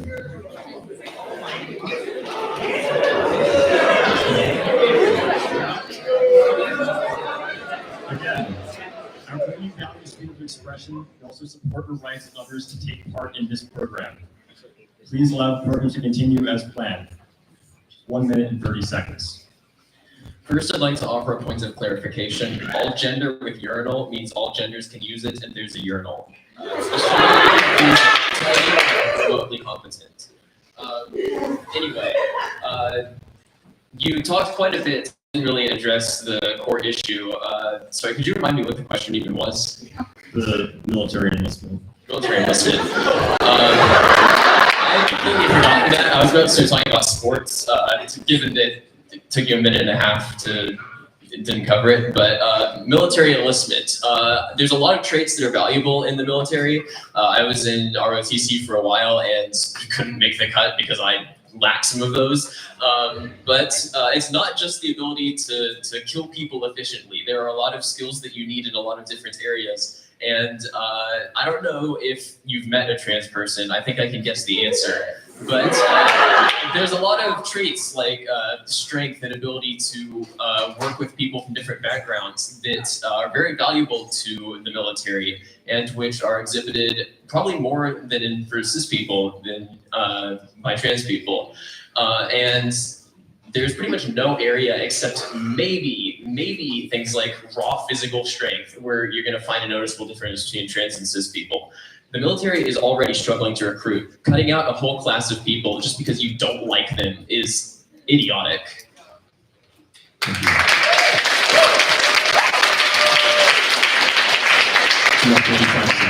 Okay, so first of all, I want to say yes, I'm aware that I did not address the question. I had some points here that I wanted to make, but I really wanted to have a discussion about the issue, the transgender issue, more fundamentally. And I think this is an issue where you can really see the degeneration of our imagination through this issue. Okay. Sorry, don't do that. Look. Are we allowed to spread bigotry on this stage? Are you serious? We respect your right to demonstrate. It's evident you're passionate about the issue. However, this is not the right time or the right place. I would decide to stay and enjoy the event with the rest of us. Alternatively, you can decide to depart the event. Let me be clear, I did not say our degeneration. I said the degeneration of our imagination. Let's look at the 1950s. Now, in the 1950s, this was a time where you really had an oppressive set of social expectations, and women's liberation emerged to disentangle gender and social expectation.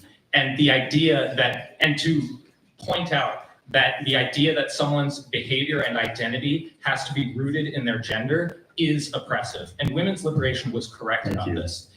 Transgenderism affirms that someone's identity does have to be rooted in gender. And I think that shows a lack of imagination. Your time's up. Thanks for that. You have 30 seconds.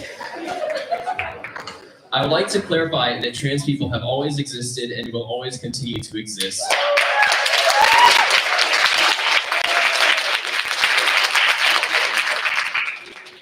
And also that you failed to answer the question. I yield my time.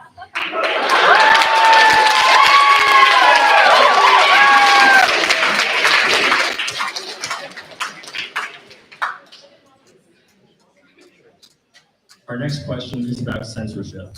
Our president has revoked security clearances and terminated government contracts for law firms engaged in DEI hiring and who have represented prominent Democrats. Was our president right to do so? You have 1 minute and 30 seconds. I think the answer is obviously no. I mean, there's pretty much no way that I think you could even attempt to answer in the opposite direction. So I'm going to be a bit more general on the topic of DEI, diversity, equity, and inclusion. There's a strong reason for it to exist, and I'm sure my opponent is going to try to say the opposite, but I'd like to preempt that by saying that it's very important that people from different backgrounds are able to have an equal opportunity to progress through their careers through whatever they choose to do with their life. And I think that if you look at pretty much any field or any way of measuring things, there is inequality that exists. The purpose of DEI is to introduce one single way that we put something in place to go against those biases. And the fact that people try so strongly to attack the one way that we are biasing things in the other direction shows just how limited their conception of these issues is. I yield my time.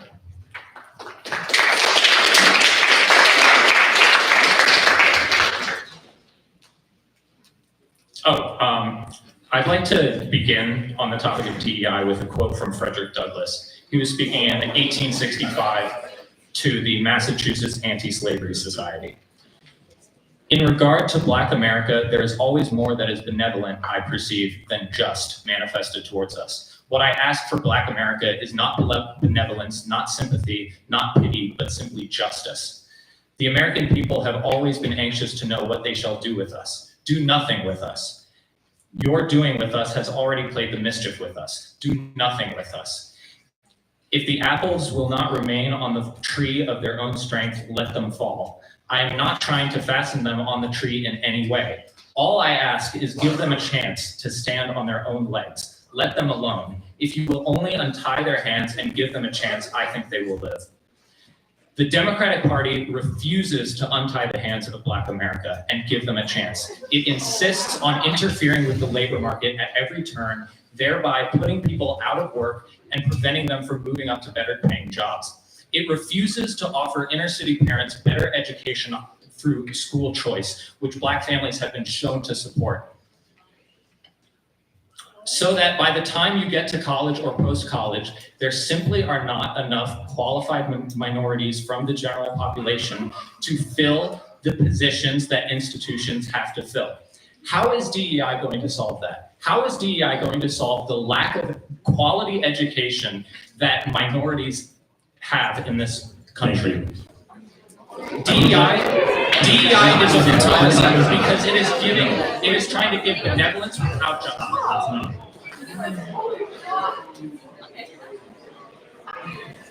I would like to remind the viewers of the original question that you're talking about censorship in this section. Our next question is on DEI, so you will have a chance to elaborate more, but specifically with respect to the cutting of government contracts for the law firms and the authorization of security clearances.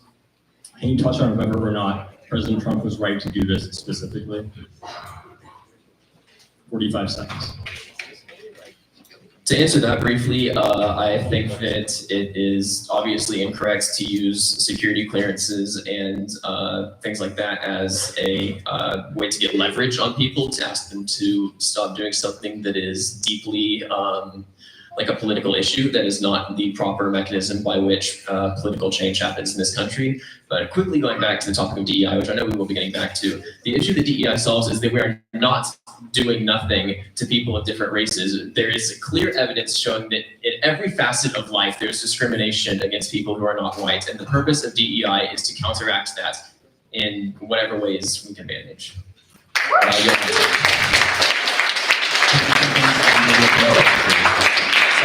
cannot hear that. 30 seconds on the original question. Okay, so I think that the Republican Party is by and large the party of free speech and believes with the Democrats in free speech. The original question was on censorship. The original question was on, I'll read it verbatim for you. Okay. Time is paused.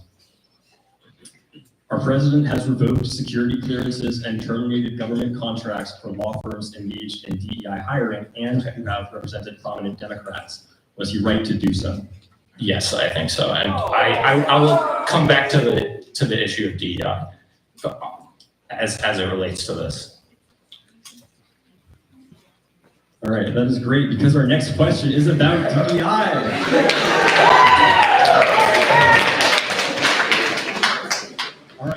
Republicans are specifically racial quota systems of hiring forms of racial discrimination.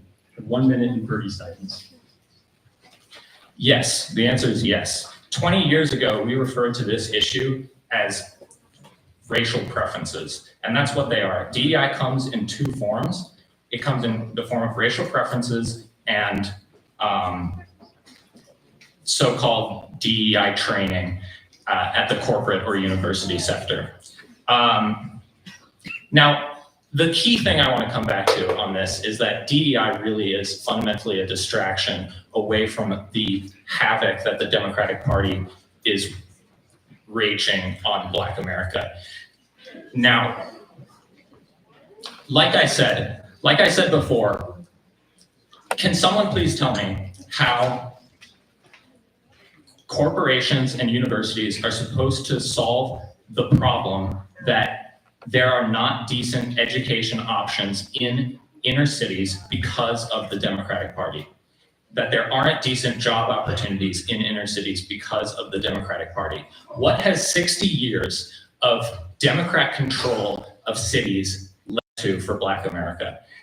The Democratic Party is a machine that throws Black America under the bus for the sake of their teachers' unions. And DEI is a $3 billion distraction away from what the Democratic Party is doing.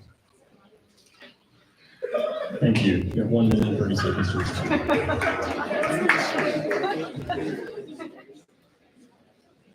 Okay, first I'd like to ask a rhetorical question of why is it that inner cities tends to have much higher rates of poverty and much worse education options? Surely the answer would help your side, right? And that's why people of color disproportionately vote Democrat, because that's what the answer is. The actual reason is because of 60 years that were not Democrats controlling cities. It was 60 years of redlining policies that led to people being forced into situations that put them into poverty. Anyway, that is off topic. So I'm trying to remember what the original question was again. Again, DEI is not to institute racial preferences. It's to counteract the centuries and centuries of discrimination which has existed and continues to exist, and to put one thing in place to counteract it. If we didn't need it, then there would already be equality in place. And if you look at any set of numbers, that isn't the case. Unless you're suggesting that it is the fault of people that they are doing worse, then DEI is necessary. Thank you. 45 seconds to respond. If you want to talk about undoing the harm, racial injustice in this country, I just want to know why the Democratic Party is so opposed to offering Black parents a choice in education. Why is it the case that there are innumerable obstacles to charter schools sprouting up in New York City when they have shown to provide better test scores for Black families than the failing public school system? Oh, I have 45. Okay. Yeah, like I said, this issue is a distraction. It does not help people who are facing the real problems that Black America faces. This is helping, presumably it's helping people that have already made it so that they don't face those problems anymore. 30 seconds to respond.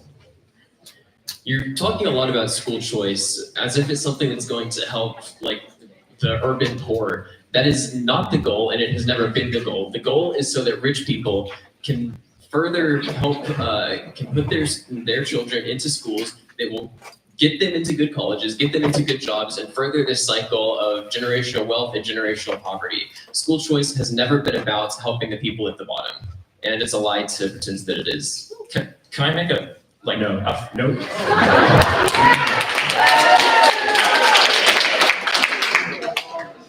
All right, we are moving on to our final topic, healthcare and welfare.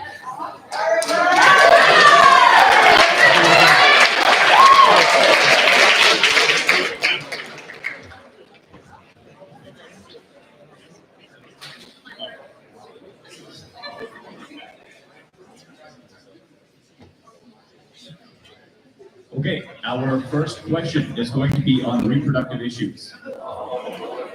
Should IVF in vitro fertilization be a statutory right, and should insurance be required to cover it?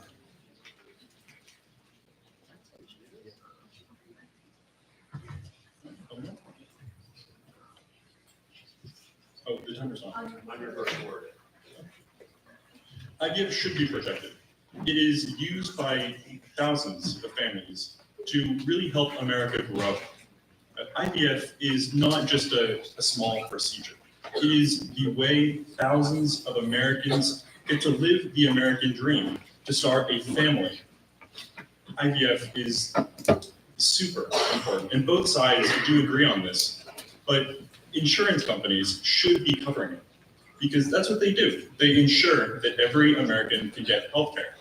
They should be doing that. IVF is healthcare, just as a lot of other reproductive healthcare procedures are. And we should be protecting that. We should be mandating through the Affordable Care Act and through other legislation that every American has the right to all kinds of healthcare. And that especially includes the healthcare that we need to use to start more families. IVF is not the only thing under attack right now. Other forms of reproductive health care, like abortion, are under attack every day. And leaving it up to the states, leaving it up to individuals is not, leaving it up to individuals is good. Leaving it up to the states to protect rights is how we lose rights. Because the government needs to step in to protect the general welfare of our nation, to protect our rights. We can't let states try to take those away. I agree. I support IVF. I think that it is a good thing to do because I am pro-life and I am pro more babies in the future. And I think that is perfect representation of what my point is. As a Republican woman, I believe in protecting life, personal responsibility, and keeping the government close to the people. Abortion is deeply personal and complex, which is why I believe it should be decided at the state level, not through federal mandates. Returning power to the states respects democracy and gives voters real influence. Personally, I believe abortion, if it happens, should be before 9 weeks, with exceptions for rape, incest, and the protection of the mother's life. Abortion should not be treated as a birth control or political statement. Actually, outside of the DNC, there was an abortion ban outside of there. The theme was joy. There's nothing joyful about ending an innocent life. This isn't empowerment, it's moral decay. Democrats support abortion up till birth, a position outside mainstream. It is true. The US is one of 7 countries, with China and North Korea allowing elective abortion after 20 weeks. Most Europe countries limit elective abortion at 12 to 15 weeks. The Democrats want to put unlimited abortion nationwide, eliminating any protections for viable unborn babies. 45 seconds. I mean, the misinformation that my opponent is spreading is almost hilarious. It would be hilarious if there weren't real lives at stake. Republican abortion bans are leading to the deaths of innocent women who actually do want to start a family. Abortions are not being done up to birth, and that is ridiculous to claim. Procedures that support the life of the mother are not protected, and we know that because all of the women that have died because of the Republican abortion bans, all right? Doctors are scared to perform procedures to save lives. They're waiting till women are septic. People are dying because of your policies. 30 seconds. As I said, I believe in the Constitution's protection of federalism. The idea that states have the right to govern themselves on issues not explicitly in the Constitution. Abortion should reflect what each state's voters want. And a one-size-fits-all mandate at the whole federal government level is not ideal. I believe that what you were saying is not true entirely. What we're talking about is it's at state level now, and you're talking about some bans in certain specific states. All right, we are going to move to gender affirming care.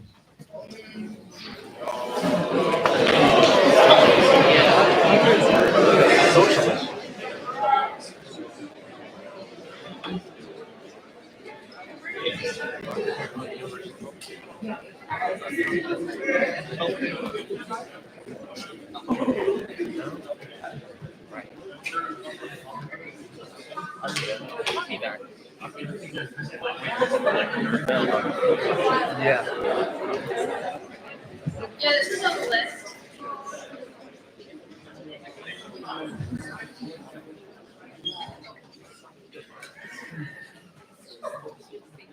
Under what circumstances should a minor receive gender affirming care, and what would the care encompass? The Republicans. My point of view is that those 18 plus who can make their own decisions about their body, knowing the consequences, should be able to get gender affirming care. As a Republican woman, I support compassion, but policies must be grounded in evidence. The largest study ever conducted, with 9.7 million people in Sweden, found that no mental health benefit came from hormonal intervention or gender affirming care. Depression and anxiety did not improve. Suicide rates remained the same. These findings were confirmed by the UK and Finland in 2023. Other global reviews from the UK and Finland and the US shows the same results. There's no strong evidence that medical transition improves long-term mental health. Long-term studies show no sustained improvement after gender-affirming care. Meanwhile, the US studies often cited in the media are deeply flawed. These have no control variables, are self-reported, no follow-up, and are short-term and no comparison groups. Internationally, countries that once led in gender care, Sweden, UK, and Finland, France, and Denmark, are now beginning on restricting puberty blockers and surgeries. Why? Because the CAS review and other independent reviews found puberty blockers are not fully reversible. They affect brain development, bone density, and fertility.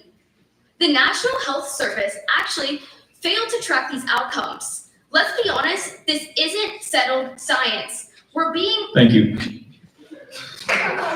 Minute 30. I am not a doctor. I'm not a physician. I'm not a therapist.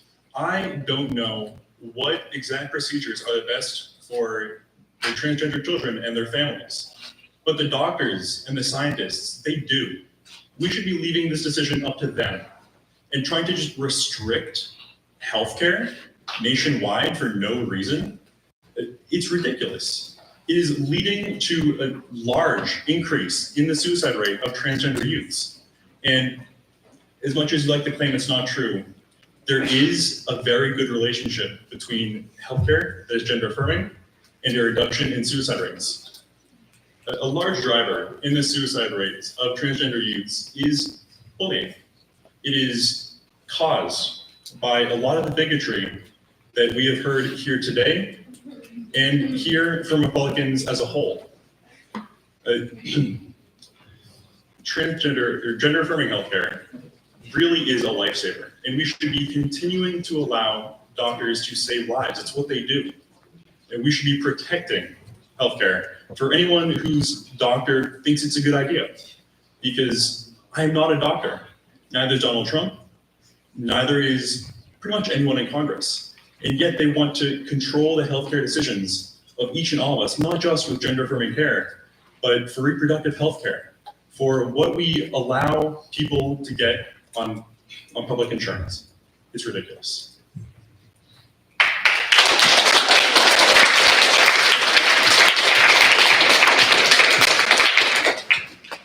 Seconds. You were talking about suicide rates being affected and being better off after this gender affirming care. In fact, you're actually wrong, and by the Journal of American Medical Association, there was no control group in these studies that they conducted, and also this was shown through the Trevor Project in 2022, which was self-reported and had no follow-up. as well as NEJM in 2022 with just 315 people, and it was short term with no comparison group. And that's all I have to say. 30 seconds. Gender-affirming healthcare is a lot like any other kind of healthcare.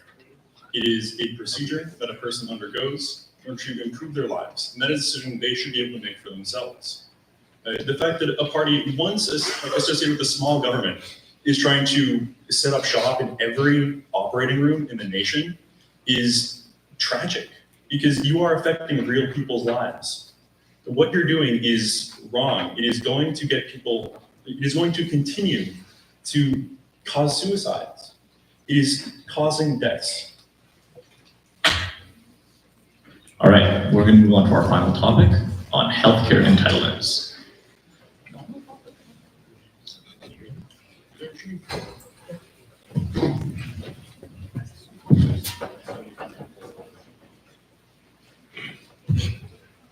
How should the United States healthcare system be reformed? The Democrats. We should increase the public support for healthcare. Universal healthcare is not only popular, it is cheaper. It would save us billions of dollars each year compared to what we have now. And not the way Republicans want to save money. See, Republicans want to save money by privatizing healthcare, which is ridiculous on its face. Private water companies charge 14% more. Private electricity companies, 59% more. How much do you think healthcare companies are going to charge when they know you have no other option? You have to buy their products, or you will die, or you will get hurt, or you will be disabled or disfigured. It is insane to think that we should continue to allow private healthcare companies to profit off the harm of everyday Americans. We already have a much, much worse healthcare system than other countries like Sweden that you talked about earlier. And they do have a public healthcare system. So does pretty much every other developed country in Europe, in East Asia, everywhere really. And they all have better outcomes. They have lower mortality rates in hospitals. A lot of them have better wait times in hospitals, because if you have to get a procedure, if you have to see a specialist, you know it can take you months to see anyone. And that's what the system that Republicans claim is so efficient because it's private, so effective. It's not. We need to have Medicare for all in this country.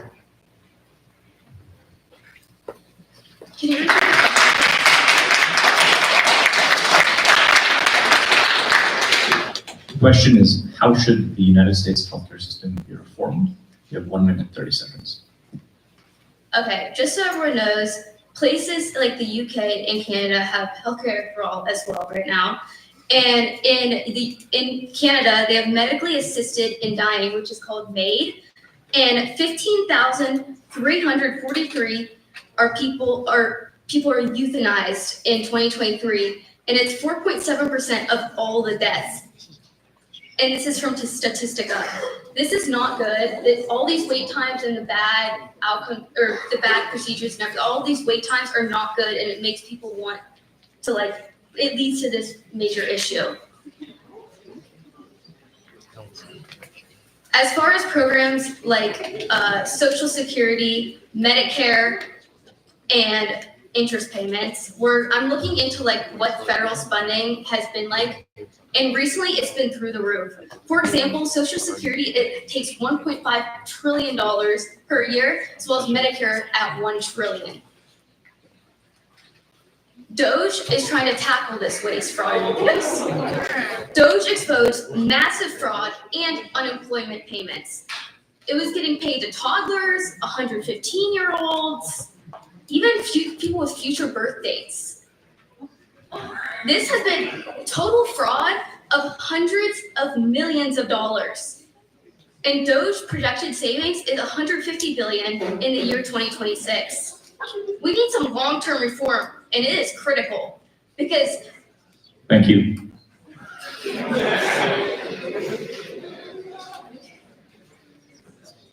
45 seconds. I'm so glad you brought that up. See, Medicare and Medicaid fraud totals to a significant 5%. Now, what we shouldn't be doing is cutting staff. That's not going to have fraud. But 6% is a profit margin for United Healthcare. It is 6%. That is more than the massive fraud problem they claim. And what they really want to do is they want to take that extra money, they want to put in their pockets. That's not good. That's not going to healthcare. That's not going to your pockets. That's going to their pockets. That's going to the billionaires. In addition, of course, DOGE is not saving 150 trillion. If you actually look into the numbers, they have been debunked. They're miscounting. They're miscalculating. It's kind of funny what they're doing. It would be funny, again, if it wasn't so sad. 30 seconds. I said 150 billion, not 150 trillion dollars. Anyways, the Medicare Trust Fund will be empty by 2031, actually, and Social Security costs will have to cut costs by 2033. So in order to fix things like this, we need structural reforms. For example, we need to first tackle the waste, fraud, and abuse through things like getting rid of these people who are being paid 115 euros. So then we could also increase the minimum age for Social Security. It's at 62 right now. We can increase that. But this is the last resort. We could also increase requirements for these benefits as well. So we have it in the future. Thank you. All right, that concludes the regular questions that we have prepared by CMU Debate. We're now going to move on to the Q&A portion.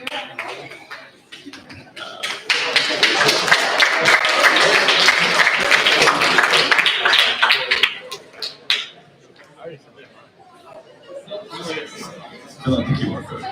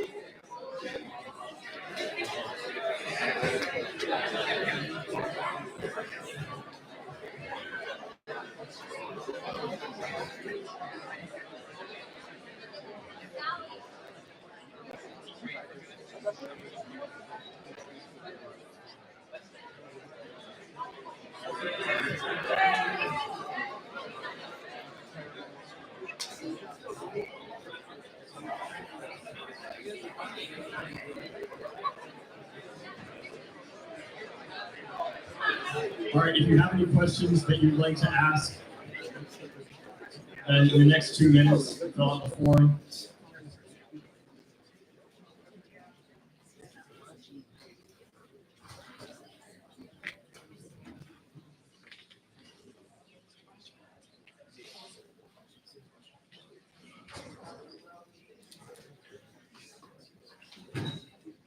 All right, our first Q&A question is going to be on foreign policy.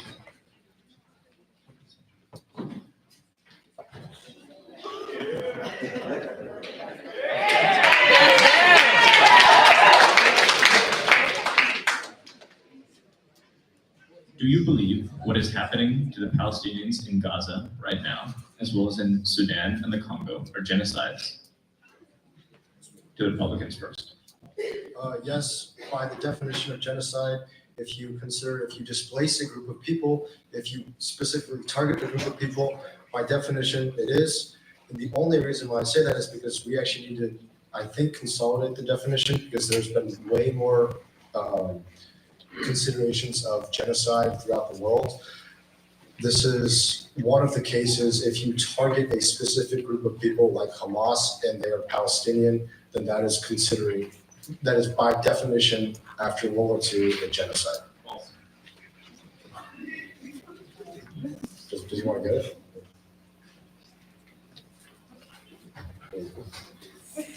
You have a response? Do you only have 30 seconds? Yeah, let's do 30 seconds. Understood. This is one of the rare instances where I might agree with what he is saying at face value. Of course, yes, what is happening in South Sudan, the Congo, and Palestine are genocides, but where is the action from your party? Where is the action from other Republicans on this issue? If you claim that this is in fact a genocide. I'm asking, what are you guys doing about it right now? And let me tell you what they're doing about it, what Trump is doing about it. He is saying Netanyahu can go and do whatever the hell he wants in Israel. Where is America? Where is our negotiating stance on this issue? Thank you. Okay, so that wasn't part of the question. Can I have a response, please? In like 10 seconds. 10 seconds, okay. Yeah, I'm gonna say what's gonna happen or what they're trying to accomplish. This war did not get stopped under the previous administration. This is not something that's cut and dry. We are putting diplomacy involved within the other countries in the Middle East. This cannot be solved by Israel itself. We both know that, right? All right, thank you.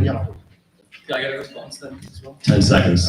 It absolutely cannot be solved by Israel itself. That's why I'm asking, why do you still support Trump after Trump says that Israel can do whatever the hell it wants and that Netanyahu can do whatever the hell it wants without any sort of American intervention? Thank you. Our next question. This is on the subject of healthcare and welfare, although if you want to sub a different debater in, that's okay.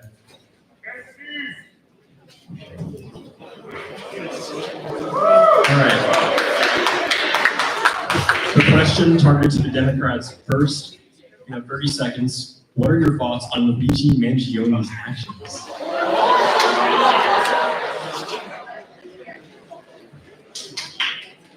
On your first word. Now, murder is wrong. And there are a lot of ways you can be murdered. You can be murdered from behind a desk. And that is what a lot of health insurance companies are doing.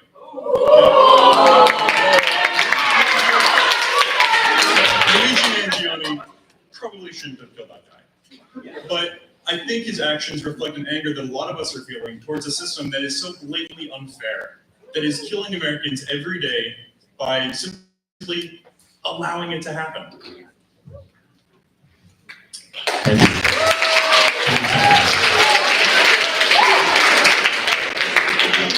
Well, in an effort to offer, a little bit more bipartisanship here, I think we can also agree that killing is bad. But I do also want to say that, we look at problems, there are problems with our healthcare industry. In large part, it's because government has decided to subsidize private industry when it comes to the healthcare market.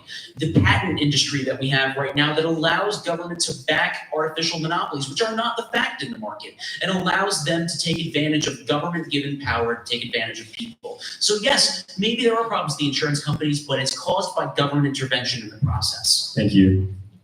10 seconds if you so choose. That's so ridiculous. I don't think I've been the same.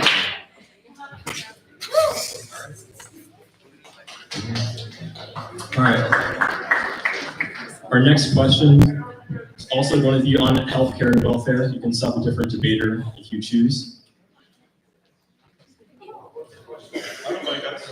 Should vaccinations be mandatory?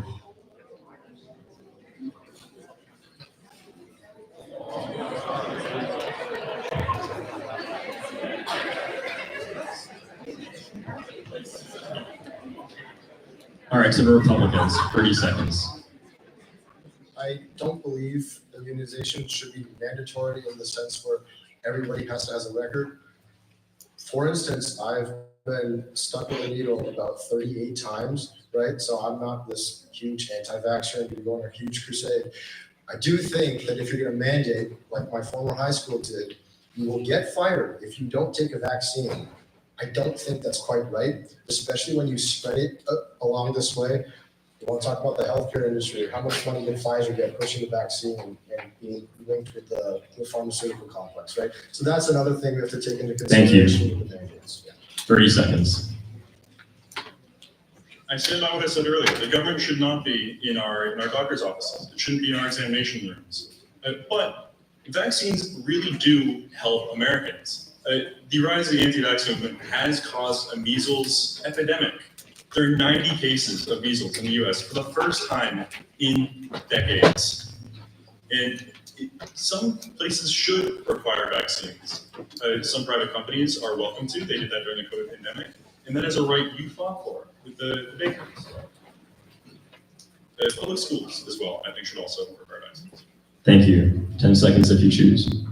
I guess I'll address the measles case.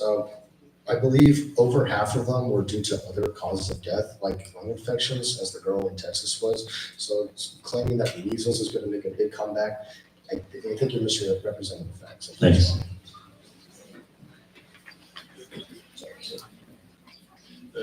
After RFK Jr. Visited the American Samoa, 80 people died because he pushed anti-vaccination rhetoric and they died of measles. We can't just dismiss this as a small issue because it is killing people, it is costing lives. Thank you.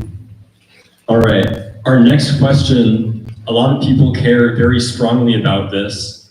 In governmental issues, what is the constitutionality of driver's licenses?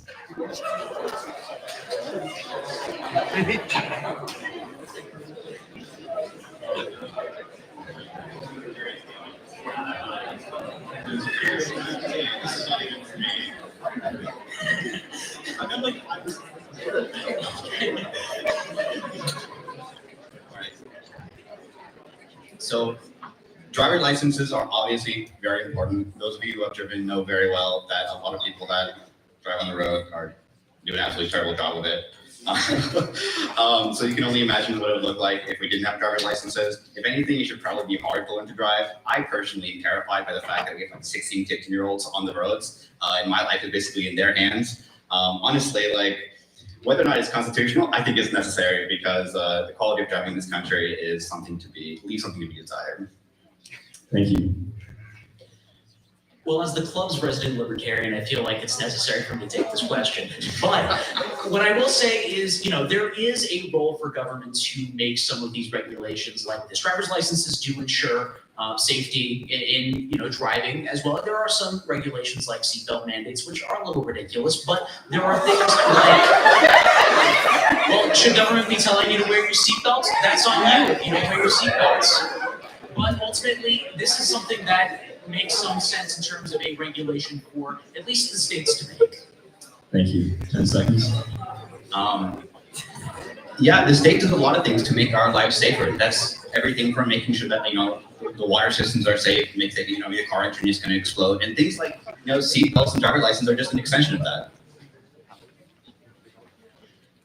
Well, I'd be concerned for your ability to make rational judgment about your own safety if you didn't wear the seatbelt. But the fact that the government's telling you to wear the seatbelt is in itself a little bit of an absurdity. New Hampshire, for example, doesn't have mandatory seatbelt laws. It's an example of superfluous government regulation. All right, our next question.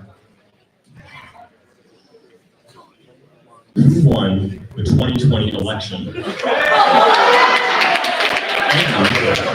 Furthermore, depending upon your answer, how do you feel about the opposing party's rhetoric to the winner? And I'll give you a minute each to discuss this.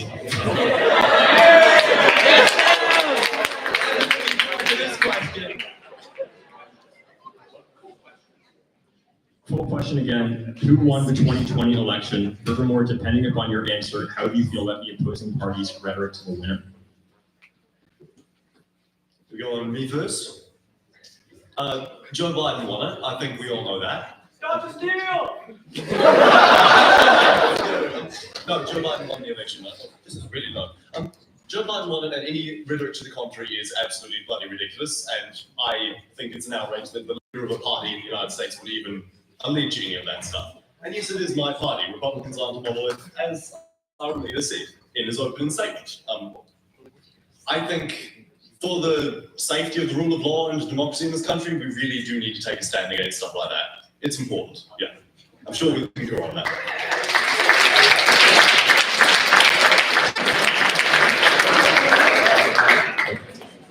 You have a minute if you'd like to continue.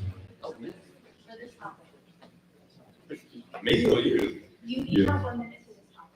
Oh, okay. I'm really not sure what else there is to say. Some of these people are just crazy. Like, I don't know. I'm from another country. I'm looking at all like, what the fuck are you guys doing in this country? Like, they're off their nut. I'm off the line. Yeah, you can talk more about that if you'd like. Absolutely. I completely disagree. Donald Trump won the election. Stop this.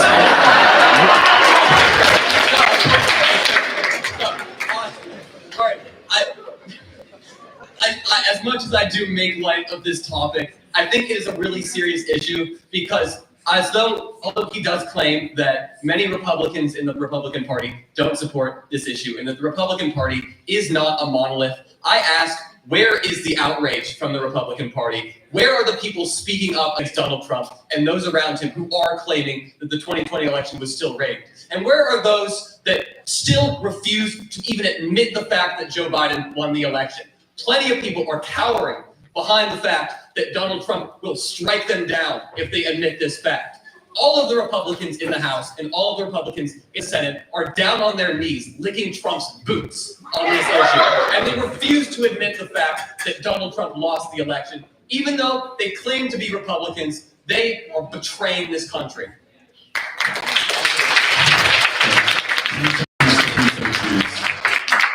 Just 18 seconds? 10 seconds if you want. All right, sure. You're asking where those people are? Lisa Murkowski, Susan Collins, and there's some right here. Like, you're saying Trump's going to strike me down? You can find me out back in fifth flight, I'm sure. It's going to be fun. I'm not worried about that. Yeah, they're right here. I ask how you and many others can claim to still be Republican and still support and vote blindly and faithfully for Republican candidates that refuse to admit such a fact and still blindly and faithfully support Donald Trump, despite your major disagreements with these issues. If I were a Republican, I would have left the party ages ago. I would refuse to betray my moral responsibilities to this country. Our next question is about immigration.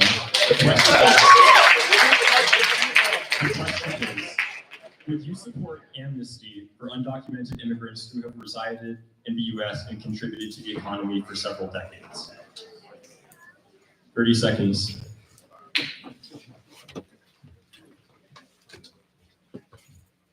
I mean, we already have programs like this in place. For example, the Dreamers program, which allows children of individuals who immigrate to this country illegally to be able to become U.S. citizens. I'm not opposed to a program like this. I think at the end of the day, we have a labor shortage here in the United States, particularly in jobs that are most typically occupied by immigrants who are coming here for the first time.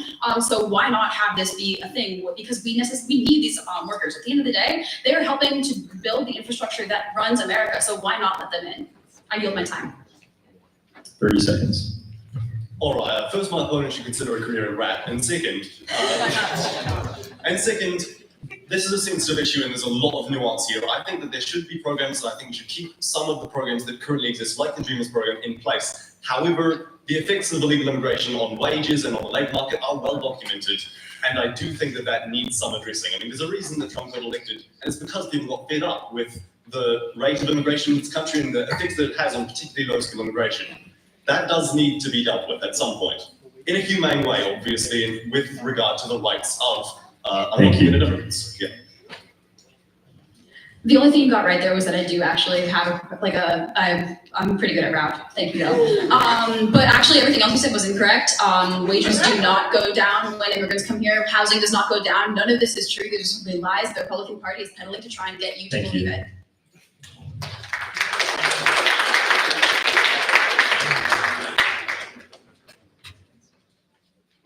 What my opponent said is absolutely true. If you're a Carnegie Mellon student at a great university, one of the best in the country, all that. It's not so true if you're someone who's not as well educated, if you're working in a low-skill job. The effects of illegal immigration on those sectors are indisputably negative. Like, this is the... Thank you. Yeah, every economist believes this. That's all I gotta say. All right, another much asked question in the Q&A system on the economy. What is each party's solution to the issue of high egg prices?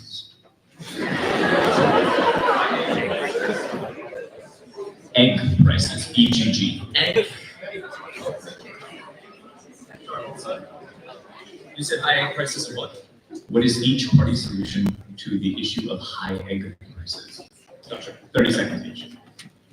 Well, I'll start by saying that egg prices are down, which is great, but the solution is not price controls. Something that was floated during the Kamala Harris campaign was capping the cost of several things. Price controls, economists argue against them because what they do is they pull back on the supply of those available goods. You will see shortages of those goods that are capped because that's not the market equilibrium of them. This is a basic econ issue. So price controls cause shortages in these things. So if you care about having eggs, you want to make sure that you're not capping the price of them. 30 seconds. Yeah, well, the very first thing I wouldn't do to try and lower the price of eggs is fire every single scientist responsible for combating the bird flu epidemic, which is killing our chickens and destroying our egg supply in this country. That is what this administration is doing. That is the incompetence and malice of this administration. And unfortunately, my opponent actually hasn't seen the latest data of the past week. Egg prices have resumed. They are now over $6 nationally. So unfortunately, this crisis is rearing its ugly head again, and this administration is doing nothing to alleviate it, nothing productive, nothing actual that is happening currently. 10 seconds if you want to. So it would appear that egg prices are as volatile as the stock market. But what I will say is that, ultimately we need to make sure that, sure, we're going about how we're reducing the size of government in a responsible way. But I do want to hammer home that we shouldn't be controlling the prices of these things due to supply issues. Thank you.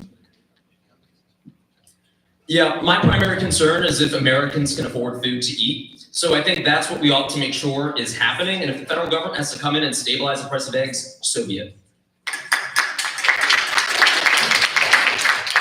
Right, another much asked question in the Q&A. Many students have lost internships due to the federal hiring freeze. Many students are asking what each party would do in response to this. You can swap out your debaters.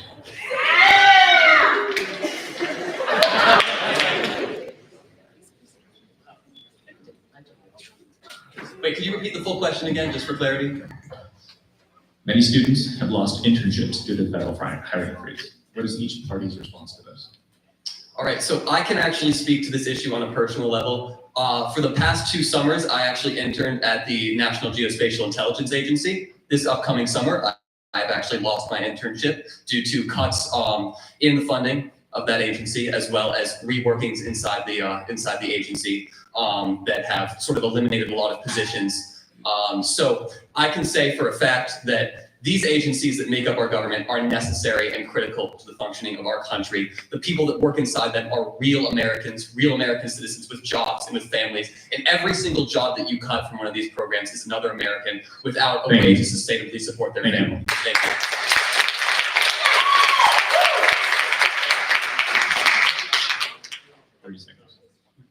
So what I will say is that, I have a value, and as do Republicans have a value for public service. This is a noble cause. But at the same time, we talk about, we are the party of a smaller government. There are parts of the government which we don't believe are necessary parts of the government, and there are internships in that program. That does not negate the fact that there are people of true talent that have a public service aspiration with them. It doesn't mean that government is the only way to go about achieving those goals.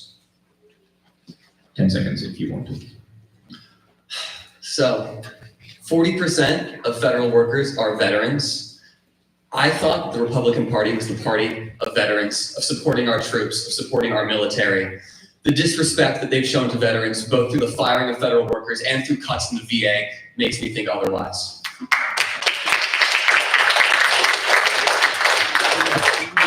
I would say it's disingenuous to say that federal firings on the whole are against veterans, because these are not targeted at veterans. They are targeted at reducing the size of the federal bureaucracy. This is the goal of the Republican Party, to reduce the size of government, because that is not a necessary function of the government.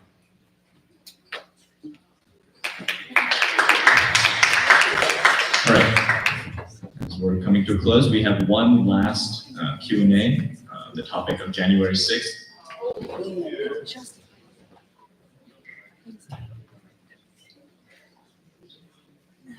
The question is, what are your thoughts on Donald Trump's pardoning of the January 6th rioters?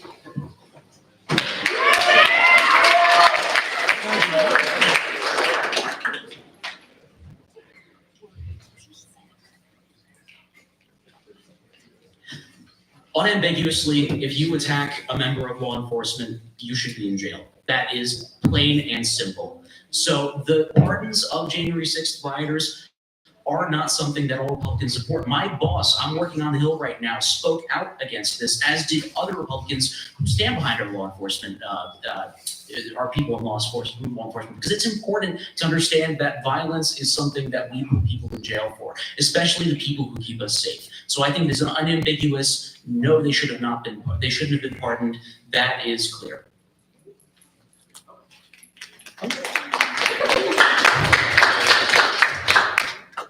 Thank you, Anthony. I really appreciate this. I do agree with my opponent here. They absolutely should not have been pardoned. But I think we have to look more to the root of the cause, that January 6th was a blatant domestic terrorism attack, that is what they should have been prosecuted for. And I yield my time.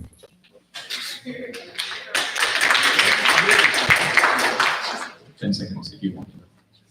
Well, I think we both agree on the issue of, these violent people should not have been pardoned, and that there was something of extreme, it was terrible for our country. I think that we can both agree for that. Yes, so what it was people attacking the Capitol building, and if anyone else would have done that, that would have been a terrorism attack. Period. To be clear, I'm not refuting that. I mean, I think we both agree here. There's been a true final question.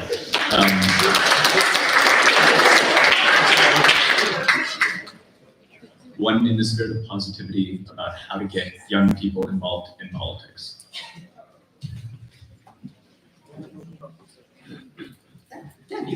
You each have 30 seconds. I would say if anything here scares you today, if anything here makes you mad, what I would do is call your senators, talk to your friends, and most importantly, read. Get aware of what is going on here. I personally am the president of CMU Democrats. I didn't know half of the things that were going on, half the things that Trump is doing. As I was researching, I became more and more and more afraid over time, because the things that you don't hear about are just as bad as the things that you do. There's also protests on April 19th. If anyone is interested in going, the CMU Dems will likely be there if you want a protest buddy. But yeah, just get aware of what is going on, because it's really, really bad. Thank you. 30 seconds. Well, listen, I agree. Get involved, because if there's something that you are angry about, there's change that you want to see, and you feel that there's inaction by our government by doing that, you should get involved. There are so many ways to volunteer with local organizations, be them political or advocacy groups. These people are starved of volunteers, and they want young people who are engaged in these issues and want to make a change. This is a good thing on either side of the aisle to get involved, because ultimately we are the ones that are are going to be affected by the policy that's happening in Washington right now. That's our future, and you should have a stake in it. Thank you. All right. Thank you to the debaters for participating and researching. Thank you to the audience for submitting questions and attending. All right, and that concludes the event.